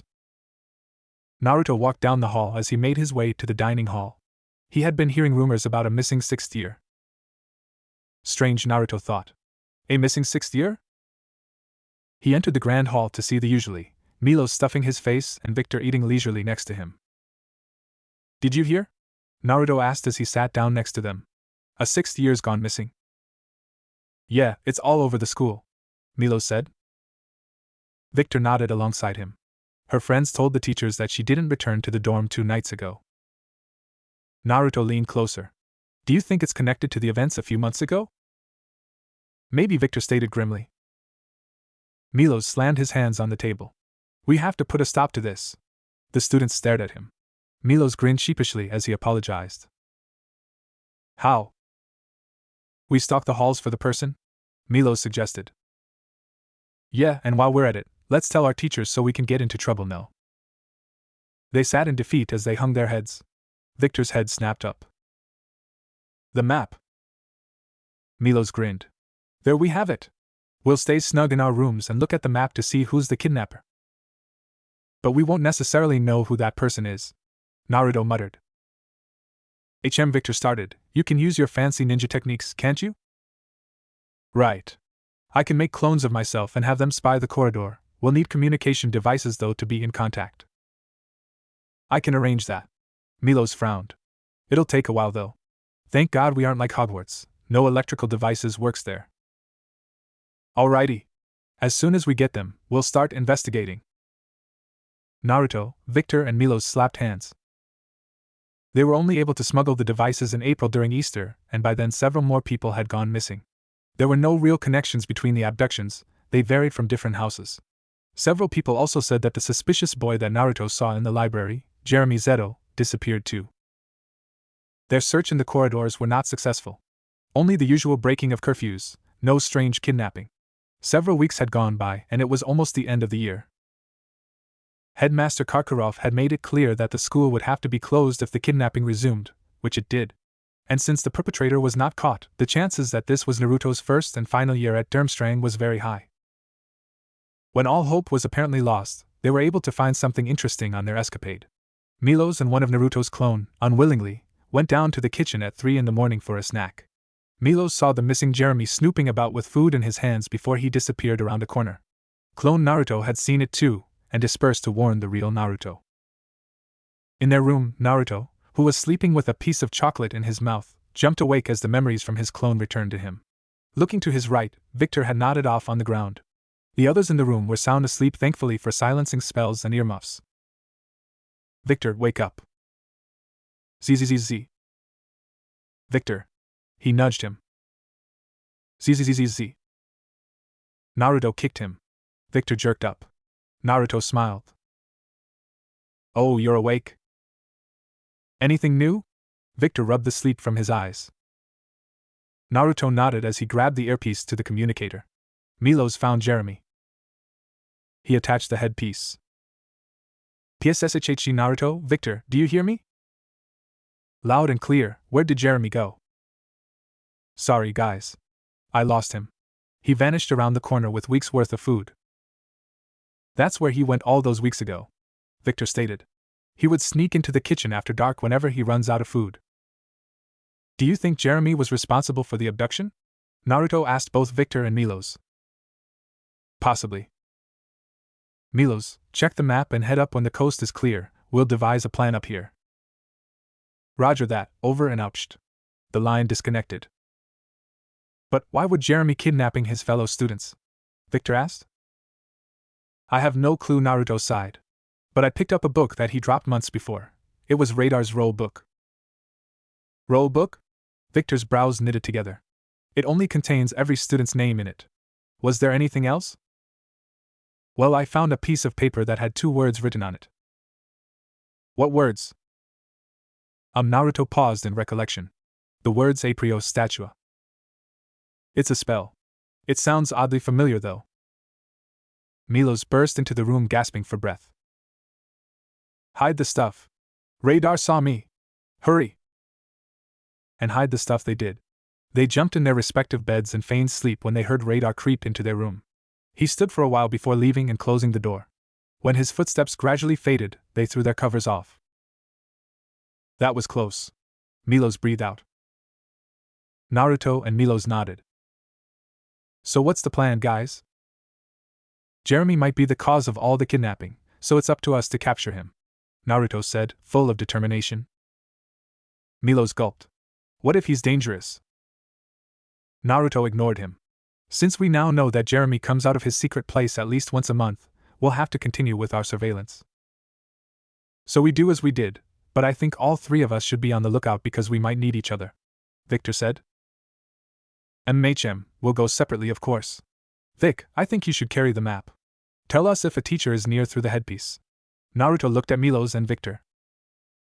"If any one of us sees Jeremy, we have to alert each other quickly for backup. Follow Jeremy into the secret place if you can. It'll be dangerous, but it's our only chance at catching him. You up to it?" They nodded. Naruto lay back in his bed, as did the other two. He pulled the covers over his head like he usually did when he had a lot on his mind. It'll be a long and dangerous way to end the school year. Naruto yawned. It was 2 months after they had seen Jeremy. Several more students were taken from right under their noses. And no hints to where they were. He closed the book Milos gave him and put it in his breast pocket. Naruto pressed his headpiece and put the microphone in front of his mouth. "Milos, Victor, any signs of him?" 2 responses came in the line. "Milos here. No signs of him yet on the east side." "Victor. I don't see him in the West Hall." "He should be out and about tonight," Naruto said into his microphone. Something moving in the shadows caught his eye. It moved swiftly and disappeared around a corner. "I see something," Naruto whispered. He grabbed his wand and proceeded with precaution, stepping silently around the corner and thrust his wand out. Lumos, a beam of light protruded from the wand. The dark shape twitched before pouncing. Naruto was able to see that it had fur before it sent him sprawling to the ground. Naruto froze. It was sitting on him and licking his face. He shined the light up and saw that it wasn't Jeremy, or a person. It was Zero. "Eh? Zero? What are you doing here, boy?" He got his answer when Zero dragged a large piece of roast beef to him. "I leave you with Milos too much." Naruto sighed and pressed his headpiece again. False alarm. It was just Zero packing in food. "Be careful, you're in the South Hall where Jeremy was seen," Victor said seriously. Naruto replied, "We haven't seen him in 2 months, maybe he will." A hand had burst forth from the darkness and held him in a headlock. Naruto punched his attacker as they struggled against each other. Naruto's headpiece lay forgotten on the ground. Naruto lifted his wand to the person's face, but he had already finished casting a petrification spell. Naruto's hands and legs flailed as he was petrified by the assaulter's wand. Naruto bordered consciousness as he was dragged away into the dark abyss. "This should be amusing, let's see how he gets himself out of this, haha." Zero whined as he clawed at the wall where they vanished. The headpiece buzzed. "Naruto? Naruto? What happened?" Milos came running as the light from his wand illuminated the hallway. He couldn't care less if a teacher caught him right now. He skid to a stop as Victor came into his view. "What happened?" he breathed out as air refilled his lungs. "Naruto's been taken." "Whoa, where?" "He was in the south hallway." "What should we do?" "I don't know, tell a teacher?" "We'll get in trouble." Victor gave him a look. "What's more important? Our friend's life or a month of detention?" Milos seemed to be weighing it out. Victor reached over and smacked him over the head. "Kidding." Victor rolled his eyes. "I'll go alert the teachers, you head to the South Hall and see if you can find any clues. Hurry." They ran their separate ways. "Ugwa." He cracked his eyes open as he regained consciousness. There were no windows, so the only light came from candles located all around the dungeon. He was suspended by chains attached to the ceiling over a pit. He was fully clothed. So he was happy that Jeremy hadn't raped him in his sleep. "Ah, you're awake, half-blood." Naruto squinted his eyes as he looked at the hooded figure. "Who are you? Where the hell am I?" You were tailing me, weren't you?" He dropped his hood.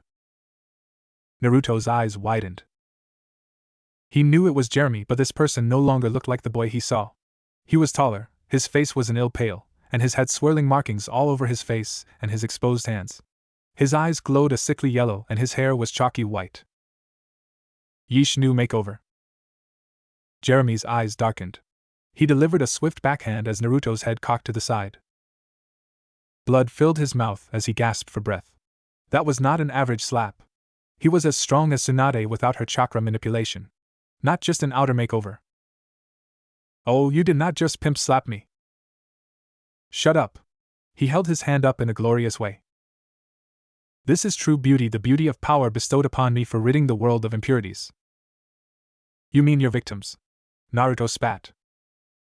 Jeremy cackled. In a sense, but you will be joining them soon in the afterlife. And you think I'll let you kill me? How will you break free, HM? Those chains prevent you from casting any spells even if you were able to do it without your wand. Naruto gave him a smirk. Oh, I guess you didn't do enough research because I'm not just a wizard, I'm a ninja. As he said that, he poofed away in a plume of smoke. Jeremy looked confused. What? Naruto grinned as he drove his fist into Jeremy's face. Pay back, bitch. Jeremy slammed into the ground as Naruto formed a hand sign. Kage Bunshin. Two clones appeared next to him. The dungeon filled with laughter, however, as Jeremy slowly stood up again. Interesting, a half-blood ninja. How would you know if I'm a half-blood? Jeremy looked at him strangely. You were the one who found the book and spell I stole, didn't you? That spell is what the higher-ups use to see your blood purity. Wait, when you said ridding the world of impurities, you mean? Correct, half-blood. I will rid the world of all who possess Muggle blood. I will liberate this world in the Dark Lord's image, a world of only purebloods with a select few half-bloods as slaves. You are one twisted little man, and I'll be sure to stop you. You think you can stop me? With the power given to me by God? Who you worship is no god. You'll only win over my dead body. Naruto took on a stance. I was counting on that. Jeremy whipped out his wand and fervently cast spells as Naruto dove behind a column. Crucio. A red jet shot out and hit the side of the column. Damn it! He saw that his clones were hiding behind different columns. Naruto mouthed to them, "Find my wand." They nodded, waiting for him to cause a distraction. Naruto concentrated chakra into his hand to form a swirling ball of chakra. He jumped out as a spell bounced off the wall. Rasengan! Jeremy, seeing the incoming danger, hit the ground. The swirling ball embedded into the wall, causing a large hole. Avada Kedavra! A green spelling propelled toward him. He put his hands up, waiting for death. It never came. He opened his eyes as one of his clones dispersed in front of him. Boss! His wand was hurled at him. He caught it as he ducked a spell. Putting the wand in his wand pouch, he went through some hand seals. Katan Gakakyu no Jutsu! Naruto blew out a large ball of fire at Jeremy. As the spell was about to hit, Jeremy exclaimed, Protego! A shield materialized and took the blow of the jutsu. As the smoke cleared, Naruto was already on him. Again. Rasengan! It successfully made contact this time. Jeremy flew into the wall on the other side of the dungeon. Naruto wiped the sweat off his forehead as he smiled in victory. It was short-lived as he saw Jeremy rise up from the smoke, covered with only minor cuts and injuries. That hurt. Jeremy rushed forward and slammed his fist into Naruto's gut, sending him sprawling on the ground. Jeremy poised for the final blow before Naruto shined out of danger's path. Why are you doing this, Jeremy? Jeremy looked like he was smacked in the face. Why else? For favor in my lord's eyes, I know he is still alive, and he will rise again and reward me for my faithfulness. Now stay still and die for me. Avada Kedavra! Oh shit! Creating more clones, Naruto was lucky not to be killed by the flying spell. All of the rounds missed him by millimeters. His plan struck him. Hopefully I'm not killed by this. His clones were either being dispersed by the killing curse or from brute force. Jumping away from the fight, he exclaimed. Explosion time. Bunshin Bakuhal. One by one the remaining clones exploded. The ones in mid jumped, destroying the ceiling and made a massive hole. Naruto looked at where Jeremy was and sweat dropped. Lying in a crater and still not that injured was Jeremy. Why won't anything work? Naruto fumed as he stood there. Stay, he heard Kyubi whisper to him. What? I'm bored of watching this lame exchange, so how about a tip? What's the catch, furball? Just one. When this ordeal is done and over with, you need to bring me something so I won't be bored all the time. Can't you bend my mindscape to your will already? Yeah, But this is your mindscape and I have only so much control thanks to your blasted father. Deal, now hurry and help. How about infusing your shinobi abilities with your magic tricks? Call it QB tactics. I'm such a genius. Naruto cut off the connection when QB started ranting about his awesomeness. Magic with jutsu, huh? Let's try Kage no Yaiba and Sectum Sempra. Running out, Naruto caught Jeremy, who was trying to get up, by surprise as he took out his own wand. Sectum Sempra, Kage no Yaiba. Naruto let the chakra flow into his wand like he did for the sword. He felt the attacking being mixed and powered up by the spell. He made cutting motions with the invisible sword which left large gashes on Jeremy's now exposed torso. His cloak burned away due to his clone's detonation. Yada! Naruto did a victory dance as the QB snorted. Don't celebrate just yet. Jeremy was getting up again. He lifted his hands up to the heavens and glowed. His hair grew longer, and his muscles bulged. His skin turned gray. As he stood, Naruto saw that Jeremy's one hand broken on impact and was in two pieces behind him. Behold! The might of the blood of the fold. Ragag! Jeremy let out as he ran at Naruto with new life. He had grabbed one of his specially designed knives on the way. Naruto propelled him back with a few spells, but his leg was caught in the rocks that was everywhere and fell to the ground. His wand sliding harmlessly away and out of his reach. Photo dash! He tried to yell out, but Jeremy was on him before that. The knife in his hands came down as Naruto shut his eyes. He felt the knife go right through his clothes and out and in, and he felt like fainting again. He felt the knife going all the way through but felt only a little scrap on his skin. His chest hurt more when Jeremy missed his heart. He complemented his stabbing with additional punches. Blood stained his clothes and the cold floor. Even with the blood pounding in his ears he heard Expelliarmus! He felt Jeremy's weight leave him. He heard someone jumping down from the gaping hole he made earlier. A smaller figure loomed above him and helped him up. You look worse for wear, Naruto, you alright? He heard the figure say. He looked up to see Milos with Zero alongside him. Naruto sighed a breath of relief. Jeremy was back in his normal state, or back to when Naruto saw him for the first time in the dungeon. For the last 3 years, I have been torturing and killing any who was not a pureblood. If you know what's good for you, Polyakov, you will leave and forget what you saw tonight. Milos didn't move. Fine, then you two will join my other victims in hell. He ran toward them. Zero ran to Naruto with his wand. Milos and Naruto shared a look. They nodded as if knowing what the other thought. They both aimed their wands at the ashen Jeremy. Stupefy! Stupefy! Naruto made sure his was enhanced by a bit of chakra to make sure Jeremy lost consciousness. The red light burst forth and hit Jeremy square in the chest. He fell and fainted at the sheer force of the joint attack.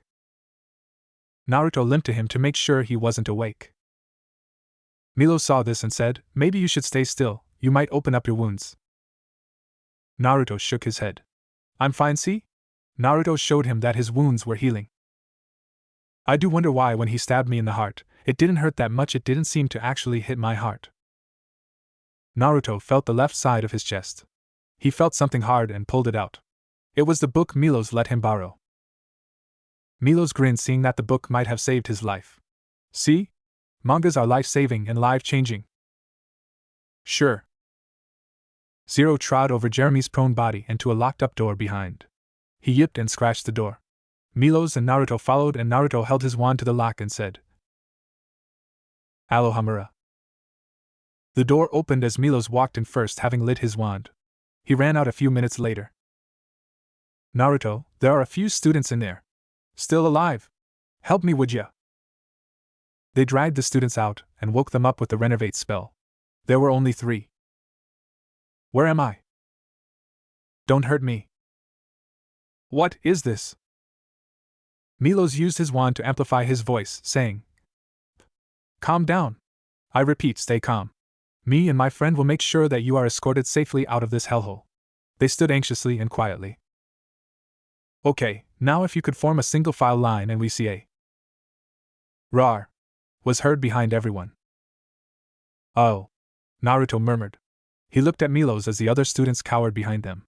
"Petrified this time?" "Yeah." "Rayaware?" "Petrificus totalis." They both exclaimed like before. As they did so, they heard several people from above. "Stupefy." They all heard and 3 red beams shot down as their spell hit Jeremy at the same time. This time Jeremy was definitely down for the count. Everyone looked up to see Victor and several teachers and Headmaster Karkaroff. We're saved. I can't believe I'm saying this, but I love you, teachers. Naruto and Milos diffused the situation by pressing their hands to their cheeks and squealing randomly. Eep. Our saviors. Haha. Radar jumped down and checked Jeremy's pulse and nodded to the teachers. He proceeded toward the students and helped everyone one by one out of the dungeon. As everyone left, so were the trio. Karkaroff stood in their way. Not you 3. They simultaneously gulped. And what were you 3 doing out and about at night when there was a kidnapper loose? Air. Eh? Coming from Victor, Naruto, and Milos respectively. Naruto stood in front. We were sneaking down for food because we were afraid that the kidnapper would be looking for prey when we were all heading toward the hall for dinner, but we were oh so hungry, so we snuck down. They all sweat bullets as they prayed he bought it. The headmaster stayed silent before nodding and scratching his chin. Sneaking down only for food, alright. Though that still deserves punishment. 10 points each. He walked toward the other teachers surrounding Jeremy. They were inspecting him and trying to remove Zero, who had taken a liking to Jeremy's head and clamped down on it, not letting go at all. That actually worked? The 3 sighed and made their way back to dorms as they were told, hoping to forget the entire ordeal. They were stood in front of their dormitory statue and were about to enter when. Hold it. They saw Radar striding up to them. He stared down at them sternly. I know what you 3 did. You were trying to catch him on your own, weren't you? No, Professor. Of course not. We were just looking for food. I was hungry. They said at once. He gave them the evil eye. They hung their heads. All right.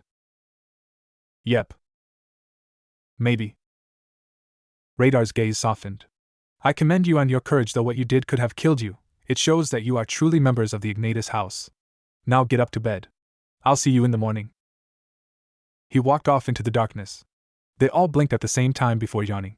Lying in a nice and warm bed seemed like a pretty good option right now. The year was coming to a close as the end of year feast drew closer. Then again, when you're rooming with someone like Milos, it's all you hear. Thankfully, since the perpetrator was caught, school will continue next year. The teachers had used the Obliviate spell on 2 of the kidnapped students in order to make them forget the things they saw. One did not see much and was left alone to recover slowly. And the gang, well, now they had something to tell their grandkids.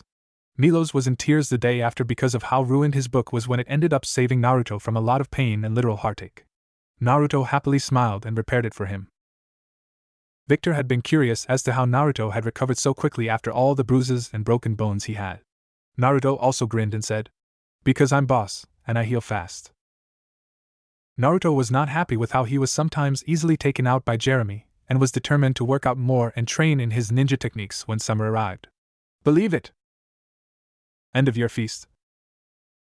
Headmaster Karkaroff had stood up and was delivering the final speech of the year to the students. Another year has come to pass, and what a strange year it has been. Not need to worry though, school will not be closed because due to fortunate events, the threat has been properly taken care of. Now, I believe that it is time to unveil which house has won the House Cup this year. Though I also have some points that need to be rewarded right now. Many students started to pay attention. From what Professor Halvard has spoken to me about, I believe the Ignatus house deserves to be rewarded 60 points for the heroic deeds of certain students. The Ignatus house applauded, as did the other houses. Naruto, Milos, and Victor looked at each other with grins plastered on their face. I think that places Ignatus in first place for the cup. Congratulations, Ignatus. The hall was filled with the cheers and hollers of the house and congratulatory claps from other houses. Karkaroff held his hand up, signaling for silence. I would also like to announce the winner of the Inter-House Quidditch Cup. Winning by a small margin against the Ignatus house and 4 consecutive wins is the Delacour house. Everyone had also started cheering for the other house on their victory.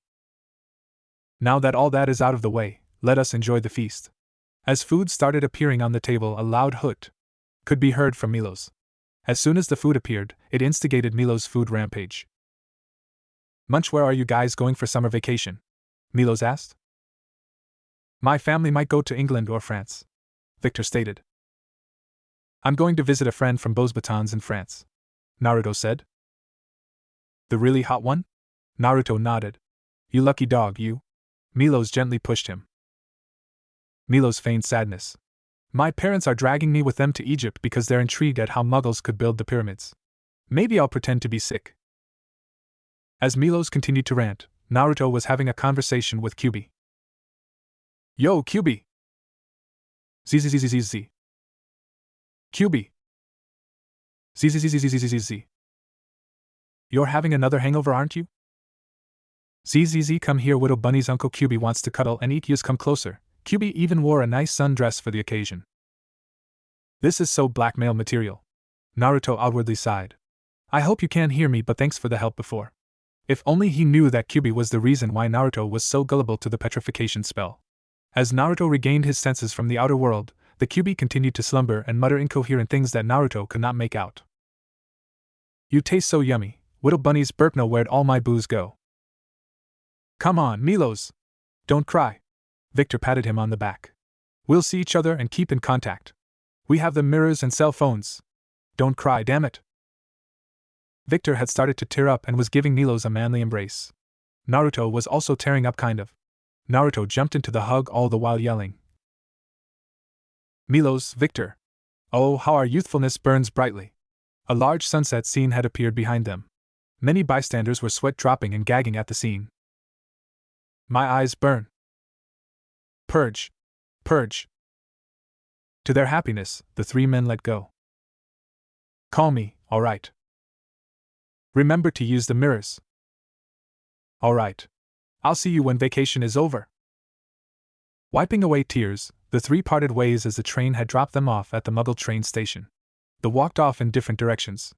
They ran back to the same spot, seeing as they had walked off the wrong way. As the sun shined above them, they parted ways to their respective destinations. So bored, Naruto thought as he sat on the train to France. Because of all the hubbub at school, he had only realized later that Fleur had sent him mail telling him where to meet up with her and Alex when he got out of school. He was to meet them at a cafe near the Eiffel Tower. He scratched Zero's ear as something hit him. Gaara's scroll. He grabbed his bag on the overhead compartment and fished out the dull scroll. I wonder what Gaara wanted to tell me. Hope it wasn't something urgent. Yeah, 'cause you'd be months too late to reply. Then maybe he wants to tell you that your old village got blown up and everyone died. I'd love to see that. Ha! Oh, there's my alcohol. QB took a swig at the large sake container. Naruto ignored him and peeled open the scroll. His eyes read the contents and widened. What if banished Naruto was in Harry Potter? End here, and thanks for watching my video till the end.